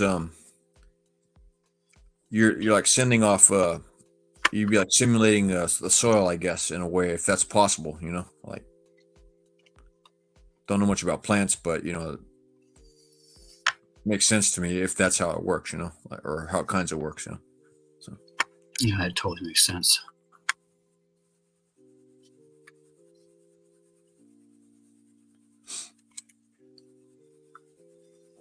Holy shit.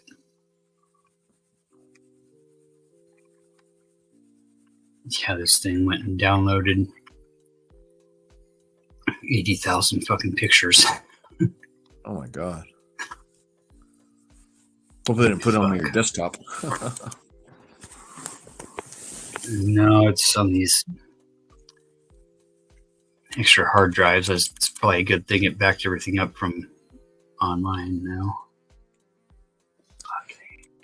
Hey, if you ever have something you want to keep for a real long time, like a computer record that, you know, a computer file, I should say, that you ever don't want to get rid of, suggest looking into MDisk. You know, has like 100-year storage on it. Yeah. Mm-hmm. They're special type of they're special like a type of CD or DVD. You know, that special type called MDisk. You burn it, and then the file won't go away for a long time. You know, like 100 years, or whatever. Yeah. So those, you know, like a hard drive. If you try to back it up on a hard drive, it'll go away after like 10, 15 years. It'll like disappear. Yeah.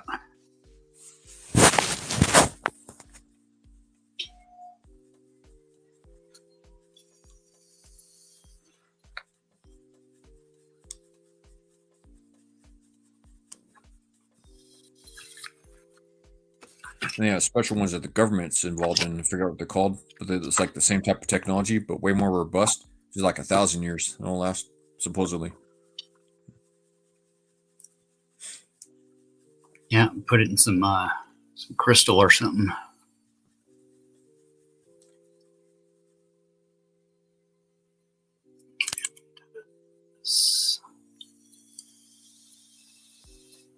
Damn.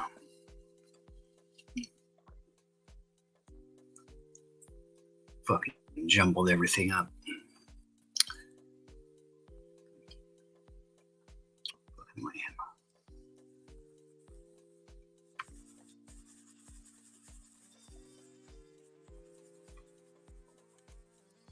I'm not sure your extent of knowledge on the interface of the computer, but like if you have any questions, I could probably help you out. Maybe you know, be glad to. You know, whatever. Well, it looks like it did an upgrade. I'm on Windows 10, and I was farting around last fall looking at doing an upgrade. And now it did a auto upgrade to Windows 10.11 because there was something wrong and it wouldn't allow it to do the full 11 package. Whatever the fuck. I see. Weird. You want to shut like auto update off, or you just wanted to update? Finish No, update? I did. I turned it all off and shit earlier, but the way it saved everything Okay. is fucking all fucked up. Gotcha. Yeah, it backed everything up without separating the folders and everything. I'm trying to find where. Trying to put a couple of more of these snowboard videos in here and whatever, and it's not letting them go through. I want to go fast.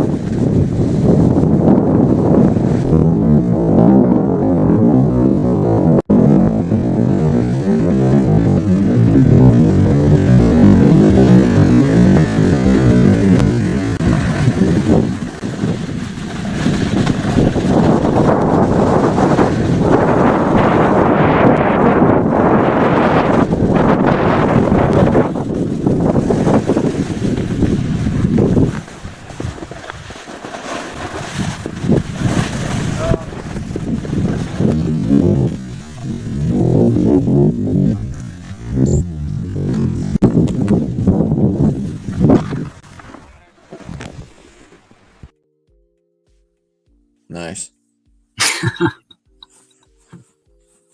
Oh shit. That one's pretty loud with all the wind fucking noise on it. I need to do something with that. Maybe you could filter out some of the background noise or something somehow. Yeah, I'll just run some music over the top of it or something. So that's definitely a little too loud for shit. Fucking headphones and shit.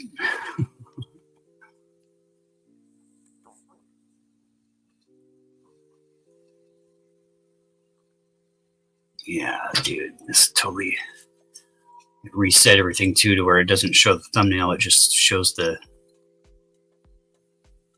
whatever.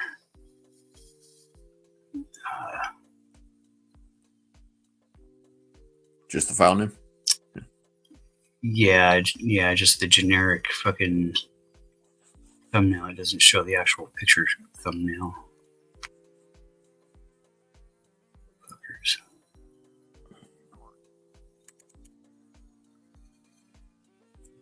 If you're looking for a certain type of file, you can turn extensions on if you haven't already, you know? Yep. I'm gonna have to, I gotta get in and reset it to, oh yeah. What I would suggest you do is you back everything up that you want, then yep. format the computer, then reinstall Windows 11, clean install. Boom. Done. Yeah, that's what I was just thinking. I need to fucking, every time I switch, so like right now it shows me on the Ethernet. But when I go back into, like when I say, you know, clip or whatever, add a video clip, it instantly shoots it over onto Wi-Fi. Huh. When it's inside the operating system. Well, yeah, probably to keep them separated, and then, but then it flashes up a warning saying that the fucking machines are right next to each other. It shows a low signal warning. Huh. Does it have Wi-Fi? I mean, does it have Ethernet on it? Network or something? Which it never did that. Didn't do that the past couple of days, but before this thing. Do you have Ethernet on there? Yeah. So I suggest disabling Wi-Fi then. That's what I would do. Let's see what. Yep. Because Ethernet's actually better. Yeah, for sure. I don't know why it would switch like that. It's fucking dumb. Yeah. Maybe go down to start or whatever and go to search and type in disable Wi-Fi or something, or Wi-Fi, so you can disable it. It definitely needs to be. That's what I would do.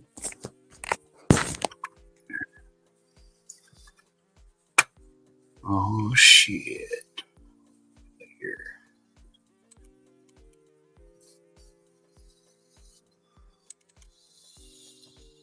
Damn.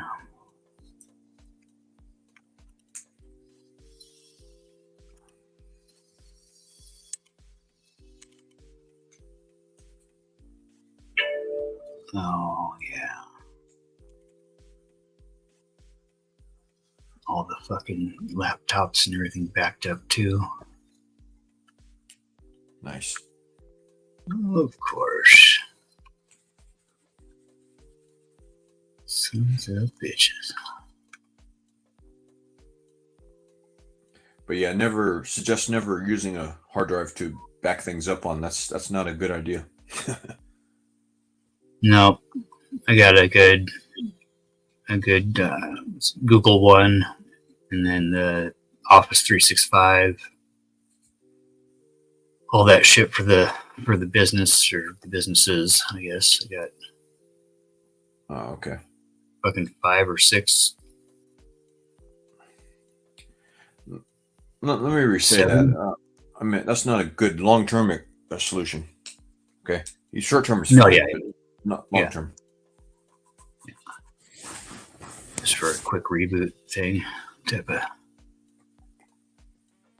Holy crap! Yeah, I mixed everything up. I have to fucking spend a couple hours dealing with this shit. Wow.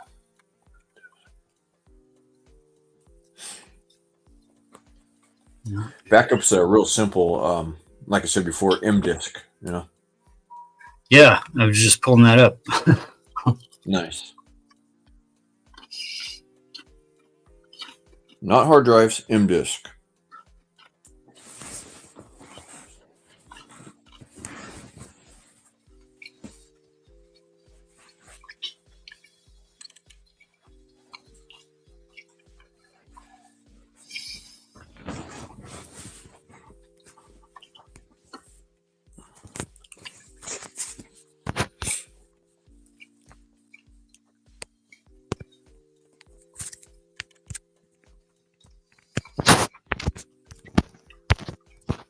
Yeah, and then I click some shit once in a while, single click, and it just automatically freaking. To anyone out there down. who wants to go fast,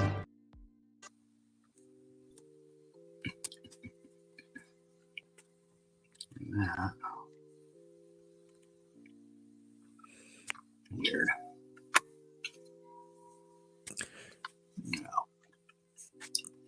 And I should let you know, there's like cheaper versions of M disk. There's ones that do it like 100 years, like I said, you know, because like unless you really need something that cannot disappear, then you go like the 1,000-year one or whatever, you know. But there's ones that are like 100 years too, so you don't have to like spend so much money, you know.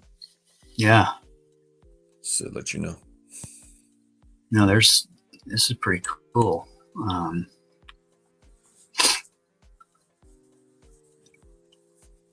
Yeah.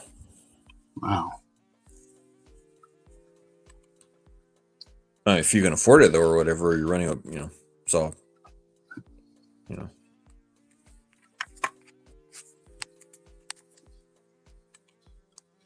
Holy shit. Really?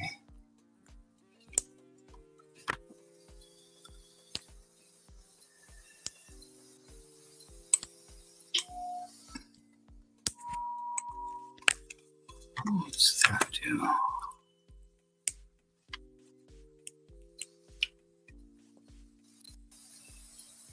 Wow.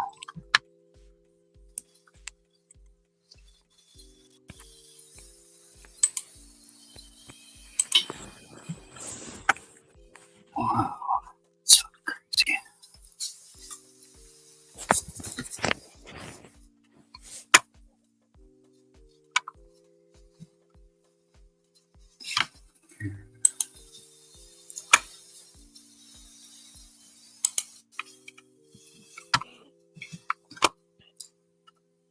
Too many screens. Yeah. Like 50 pages open over here. You realize shit. A trillion different tabs. Yeah, that'll make a big difference here. Holy shit.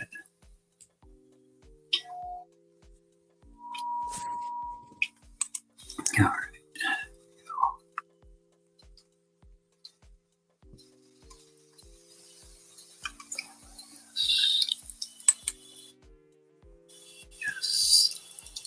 Yeah, I miss the 90s, you know. Those are some good times.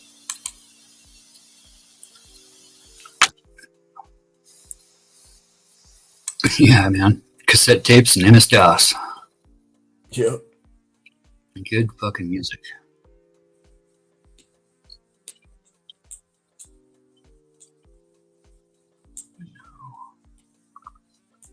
Yes.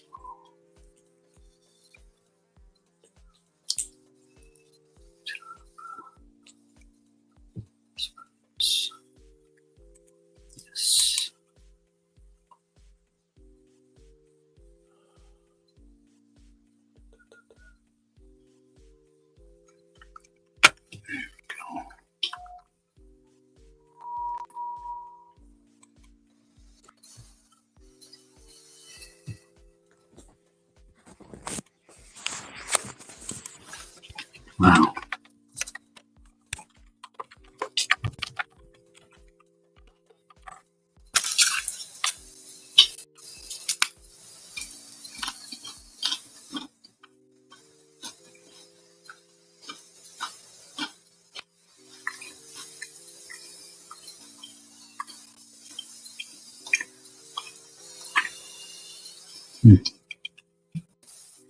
So M disk is more like a CD than an external hard drive.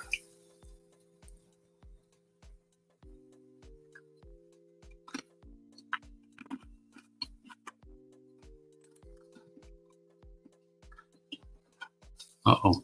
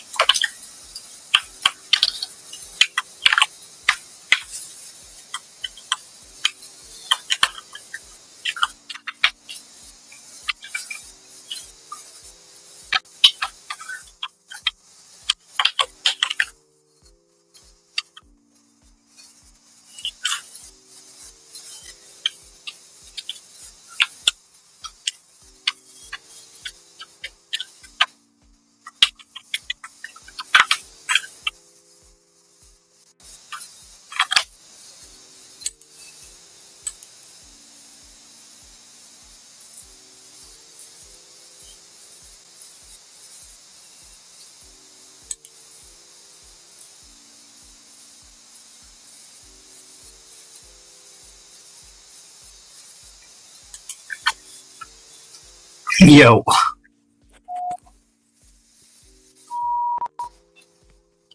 Did it drop you there earlier? Yeah. Yeah, I was closing down a bunch of these other things that were open on the other screen here, and it shut every bunch of shit down. Sorry about that. Honestly, yeah, that happens. Sometimes it just drops on its own too. I don't know. It's weird, but yeah. They got 4 browsers open that all had StreamYard open. Yeah. Or maybe more than that. Who knows? Yeah. It's that much memory you have, that more windows or tabs you can have open. Yeah.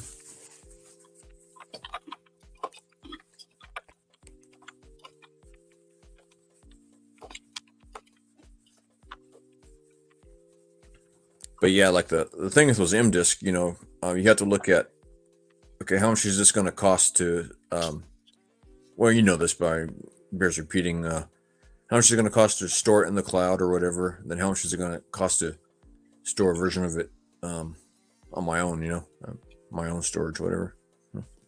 Just do the math, that's all. Yeah. No, they look pretty badass. I mean, you're talking about like the CD size. Yeah, like DVD, CD. Yeah, size. right. Yeah. Yeah. No, these look badass. I never really. That's the thing. Not a lot of people know about those things, you know. Yeah. So. Too much other information out there to consume. Exactly. And when information becomes the product, the product ceases to exist, and we become the product. Man, that was so. Especially with that's how it's heading, huh? Free shit. Like, I didn't realize how many people on these panels are actually on, like, aren't even like premium members on fucking on YouTube. Oh yeah. They're not even premium members, huh? They just want for free, huh? Yeah, not only are we, I mean, like, we are the product. Yeah, that's basically it, you know. They're feeding you all those commercials all the time and stuff, you know.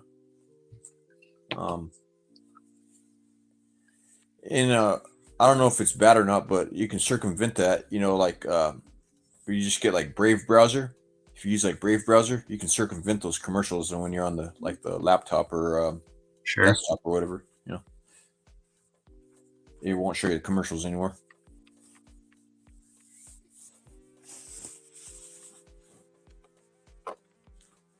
Yeah.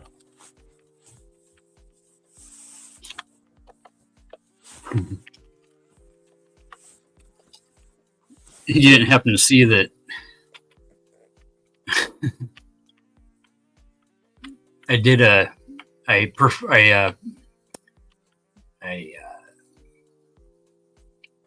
was master of ceremonies and the presiding minister for a dog wedding online a few weeks ago. Oh, I missed that. I didn't see that. Yeah, so yeah, this gal in Europe and this guy down in in South Korea, I think, or something, both had chihuahuas that they were showing on screen. So we went ahead and did a little impromptu wedding. And within a couple of days, I got Spurg Nation and fucking Zebra Crew talking with Thorpe TV and a bunch of other fucking weirdos that I myself went and married a dog. That I got married to a dog online. I married myself to a dog online, nonetheless. Do you have the warthog saying that about you? I guess that was the rumor. I had no clue. You know who the warthog is, right? Yeah. Snappy yeah. snaps. Yeah, the fucking dude. Man, he comes up with some most outlandish things, man. Like, what the hell? Dudes are fucking, you know, we used to have a word for this back in the day. It was called fucking psycho. Psycho or insanity, right? Or insane. Yeah. I mean, fucking 5150 and shrink word. Bro, Oh, you can't do that. That might hurt his feelings, you know? Who fucking cares? That's what they say nowadays.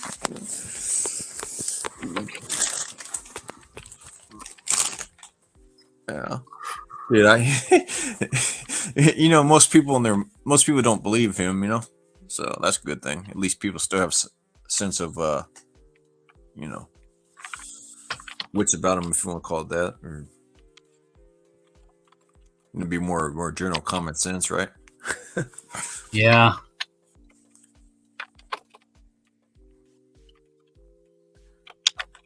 Here's an interesting thing. Maybe I was out of the loop. Did you know that common sense is actually an art?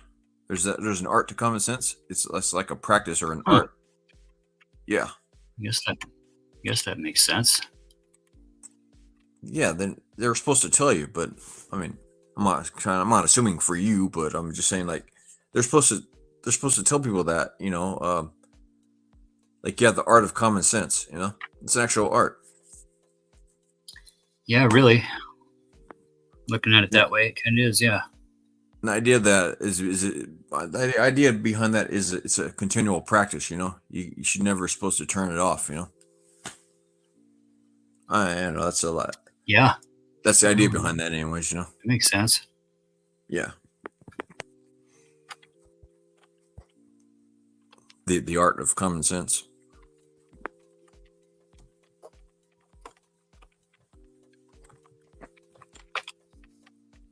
Like there's other arts too. I forgot what they're called, but there's other arts. I forgot how it goes.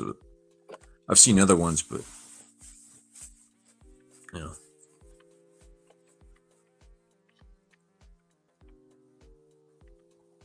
Like, I don't know, you've heard people say it's an art. Like, what are you talking about? Yeah. I mean, thinking about it that way, you got to have.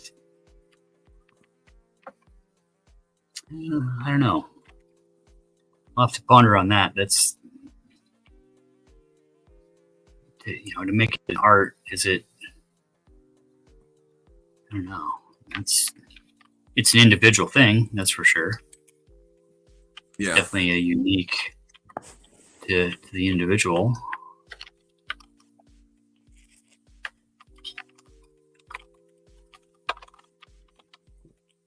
For common sense, the way I look at it is, it's an art.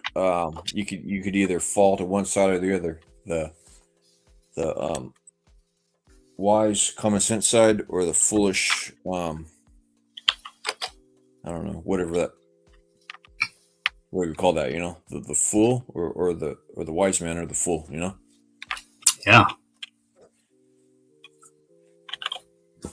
Mm-hmm.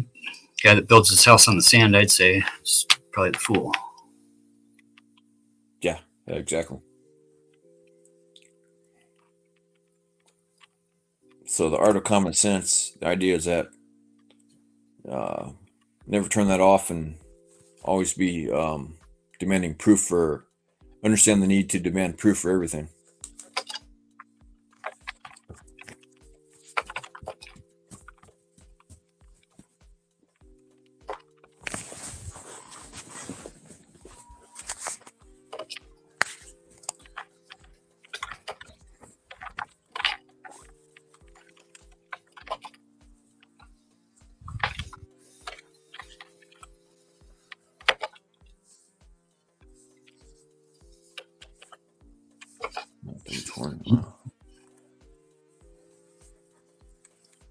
Hey, maybe you should go pay Jack a visit. You know, it might do him some good. You know, I'm not saying you should.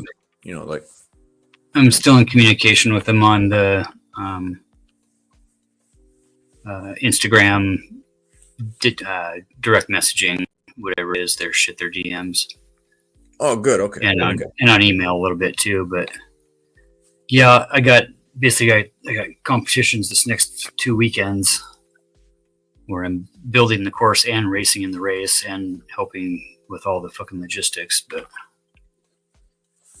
then I'm basically fucking back into where I can get over. I told him we'd probably try to catch some get some lunch or something around first of the month, 1st of April or something.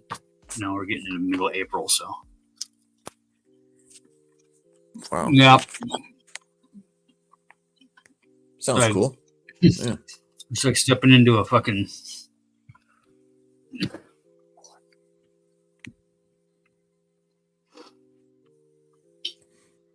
I don't know, man. Yeah, I mean.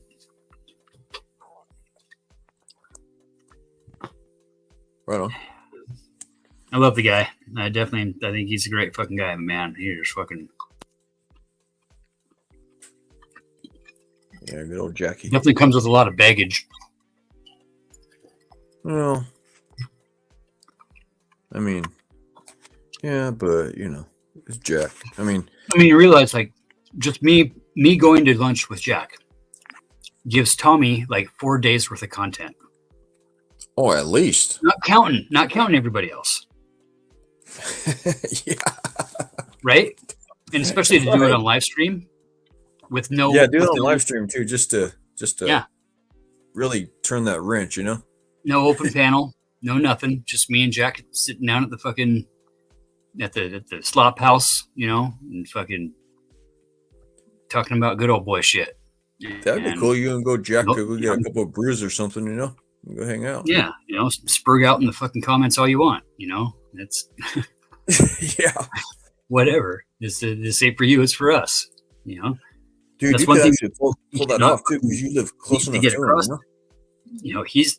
If he would just explain every day that he's here to offer his side and put it on the table and take from that table what you will. But you can't fucking reason with trolls.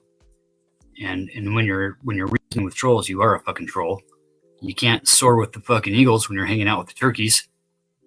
Yeah. You can't dream about being a fucking eagle when you're hanging out with the turkeys.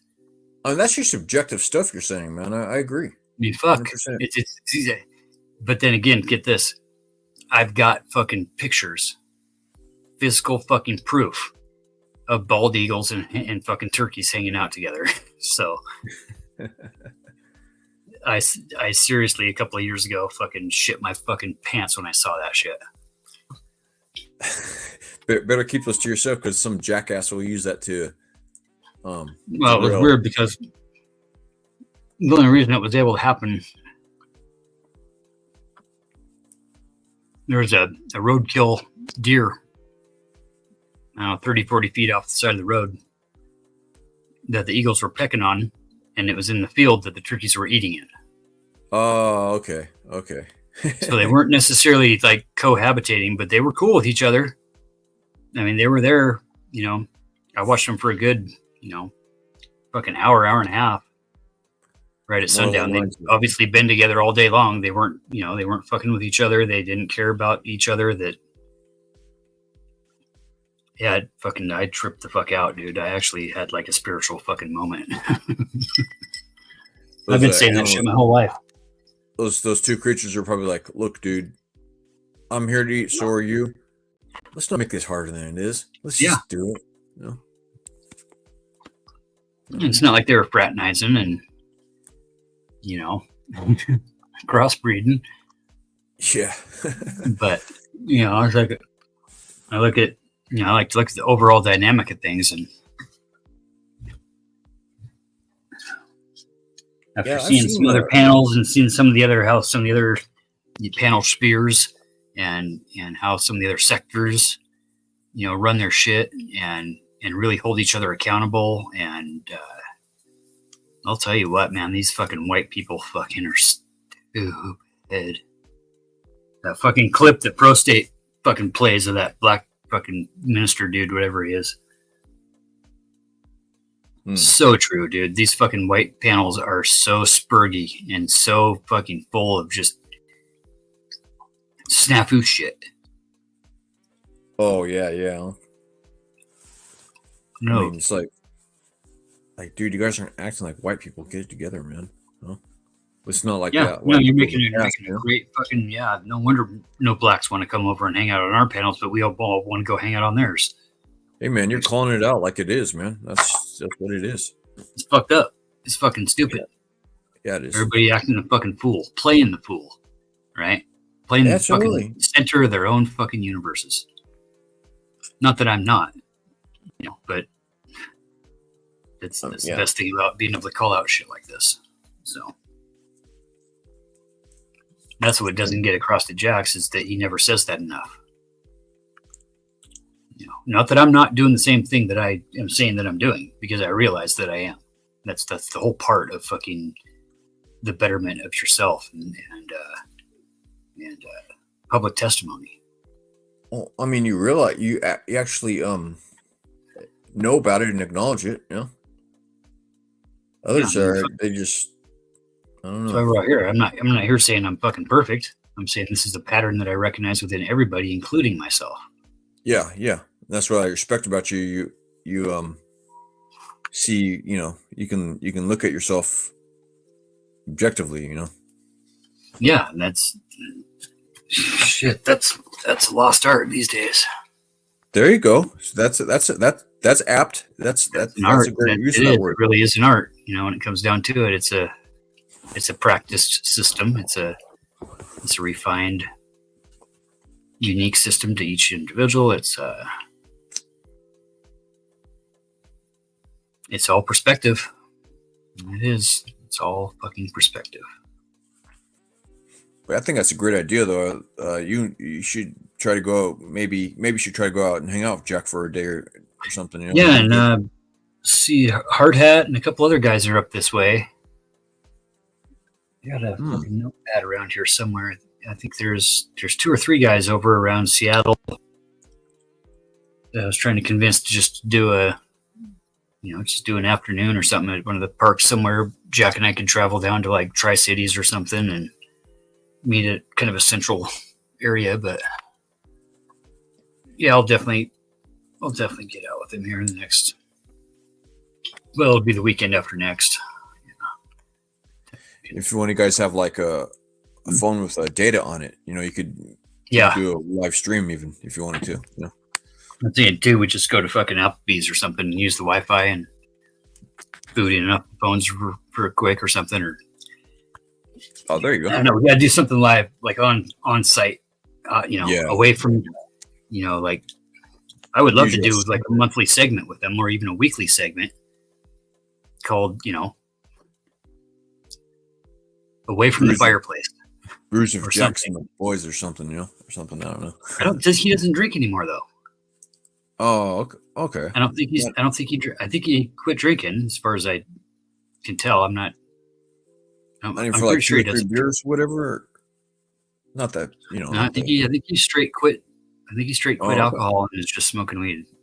I haven't caught. Good for him. And not only that, but nobody's called him out for drinking. So, and when they do, it's usually like, "What is fucking Jack drinking again?" or something. So I would think that he's sober as far as alcohol goes. Yeah, but there's a fucking big difference in being fucking sober and being clean of a substance. Just because he ain't drinking doesn't mean he's not fucking still in those tendencies that happen during addiction. Right, I agree. It fucking takes 10 years of that shit to get to where you can actually fucking live without it. That's the only thing that I don't agree with AA on is, I might be wrong on this, but I don't like, they say my name's like such and such, and I'm an alcoholic. Mm-hmm. I mean, I would say, better thing would be to say, I was trying to tell Margot this too. My name's Margot, and I am a former alcoholic. Start thinking in those terms. Recovering, yeah.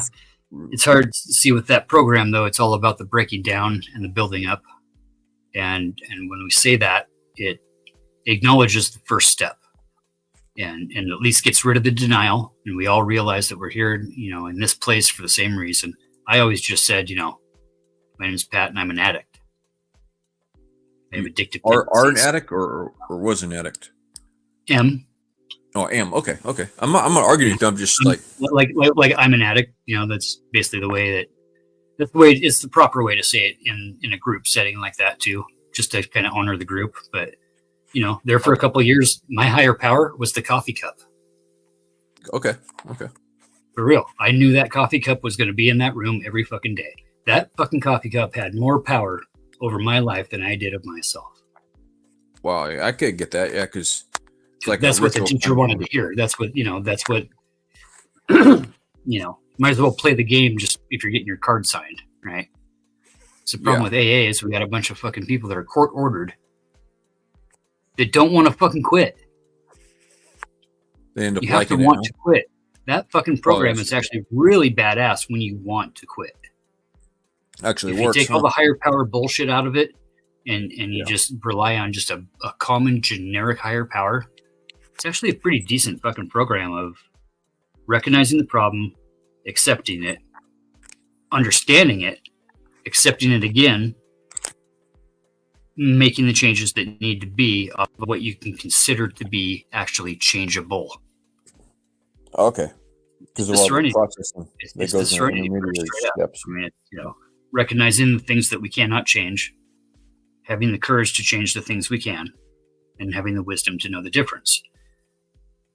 Just that you could take that three sentence sonnet and turn it into a freaking 200-page book. Oh yeah, all the aspects and stuff. Yeah. But the Celebrate Recovery program actually is like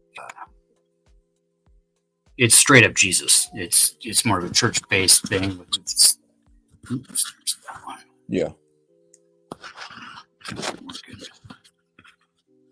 Yeah, it's more of a men's group, after church group, or Wednesday evening type shit. It's AA, but it's intensely on the Christ-driven side of things, which I've been through all the different programs because I had to get my card signed, and it's like a specialized AA then. Life's all about self-control. That's all this shit comes down That's to. A big one, man. That's all it comes down to. Is recognizing our trigger points, recognizing why our body reacts in different situations when we're challenged physically or mentally or emotionally, and how most of us go through our lives living in a state of reaction and anticipating the next act that we need to react to, including Jack, rather than allowing things to really flow like he talks about, and being able to really be in the moment, to allow all the baggage that you're dragging to not be drug anymore, is the first part. You have to acknowledge that shit. You have to make amends for it. You have to apologize for it, even when you don't fucking want to, especially when you don't think you need to, and always when you don't fucking think that you have to. Yeah. Because that's where we get wrapped in our own shit. That's where we get wrapped in our own fucking stories, our own fucking realities, our own fucking imaginations. That's what enabled me to forgive others. Was a higher power, like you said. Because I said I'm not gonna do it for me, but I'll do it for this higher power. That's what my thing was, and it enabled me to forgive others. Yeah, and you gotta be able to forgive yourself. That's it worked. Yeah, if you can't forgive yourself, you can't fucking forgive anybody else. And like I'll do it for him or the higher power, but not me, man. Yeah. Then it came around, and I was able to forgive myself from myself. You know what I mean? It's huge. Yeah. But yeah, man, that's so I won't be saying that to Margot anymore, since I understand it better now a little bit. And she's the gal that used to date Jack, or what? She used to like hang out with Jack. Yeah. Like Jack and her used to hang out, and they would go to like city council meetings together and stuff. And she yeah. Yeah. Cool. Yeah, I don't know. She always seemed all right. It seems like every time she comes up in chat or something that everybody gets all fucking weirded out. Yeah. I guess because like the way she talks in chat or something, I don't know. It's like she's got, walk softly and carry a big stick, right? Yeah. Or she's like it's like a counselor type, Mm-hmm. Yeah. You can Like see a that. high school counselor kind of thing. I'm not sure what type she is, but she's kind of like some kind of counselor. School. Yeah.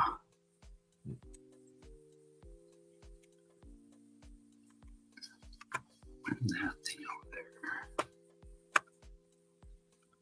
This thing's gonna. Well. Yeah. I'm gonna fucking. Sorry, I'm gonna cut this shit down. I'm gonna fucking reboot this thing and take a nap while it's doing its thing. All right, man. I will catch you later. See you around Yeah, Jack's or something. the conversation. It's always great. Likewise. Yeah. I'll be fucking around next few. Kind of doing a Tuesday, Thursday, Sunday thing. Kind of late evening, 5 o'clock or something for this. I don't know how we're gonna do it yet. We got to figure it out. But for that illness or education stuff, the open. God, how did we put it the other day? Mega open Spurg panel. Mega Spurg open panel, I like it. Some God Spurg Olympics. Fuck, what did we come up with? There was something else that was fucking Jack related. Spurgorama. I was like something. God, I'll have to. My buddy fucking Alan came up with it. It was something. I forget. I don't know. It'll come to you right when. I mean, the guy could really make it probably a pretty decent fucking living just going back on all of Jack's content and just clipping and pasting and coming just like we could start. I mean, you think Talcott is something? I'm talking like Talcott Universe. Oh man, I've got 3D printers. That's one of my other businesses. I can have a bobblehead made in like a day. Oh, nice. These guys have been talking about it for how many fucking years?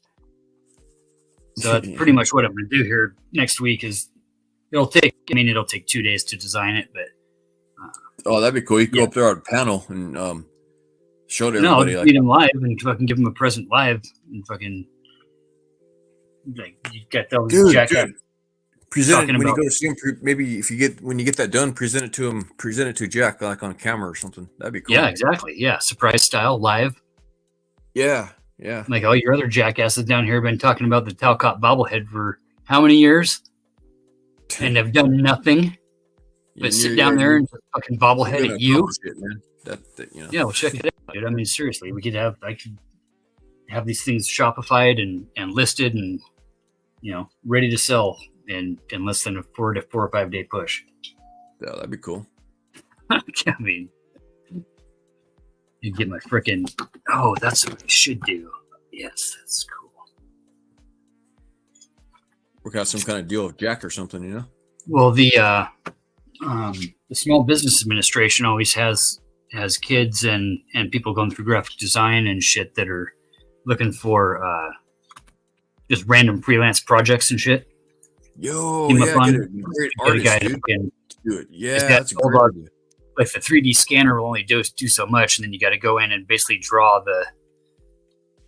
the relief, the negative, I call it the wax mold that gets carved into the system or it gets printed out of the system later. So it's, I don't know, whatever software shit. I fucking hate software. I fucking hate computers.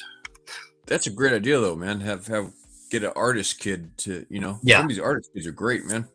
Yeah, and they could do it in fucking half the time that it would take me, and way better too. That's what they live for, those kids, Like exactly. you know what I mean? Exactly. Everybody has their gifts and talents, is the idea. It'd really be easy enough to take. Yeah, there's enough face shots of him that we could put 100 face shots into the machine and have the AI come up with most of it and then just refine it. Wow, it's amazing what they can do today. All right, man, I'm gonna get off of here. Get out of your hair.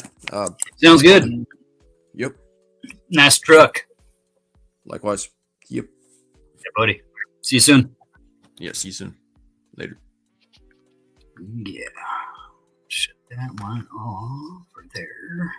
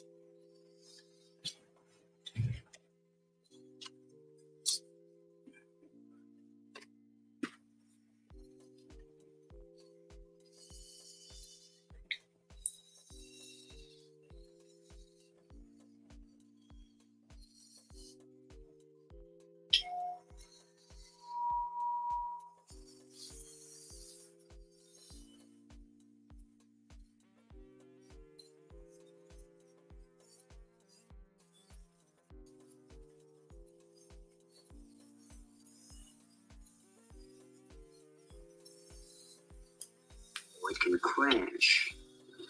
Be water, my friend.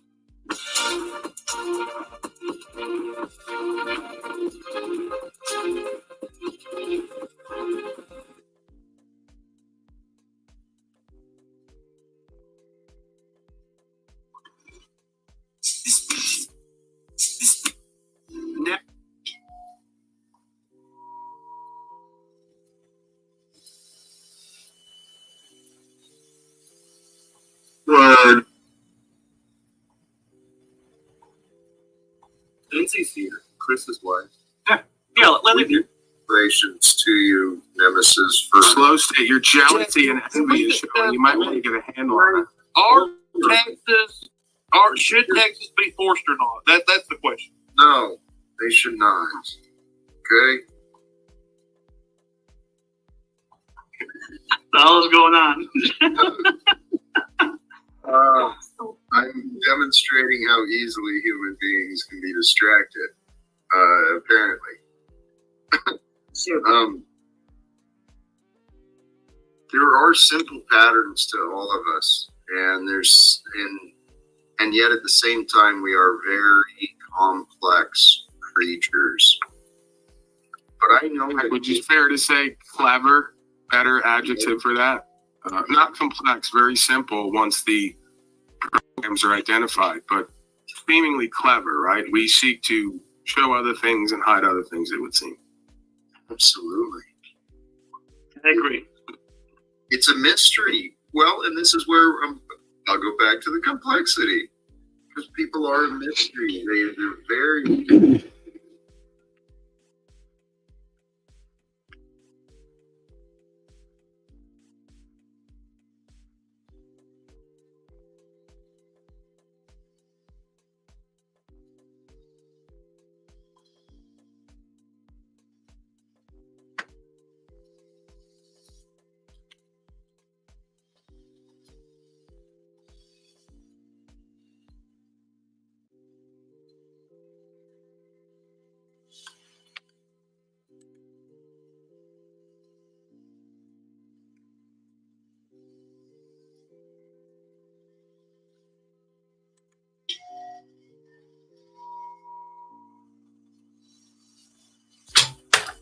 Shit. This is not fucking downloading. Fuck.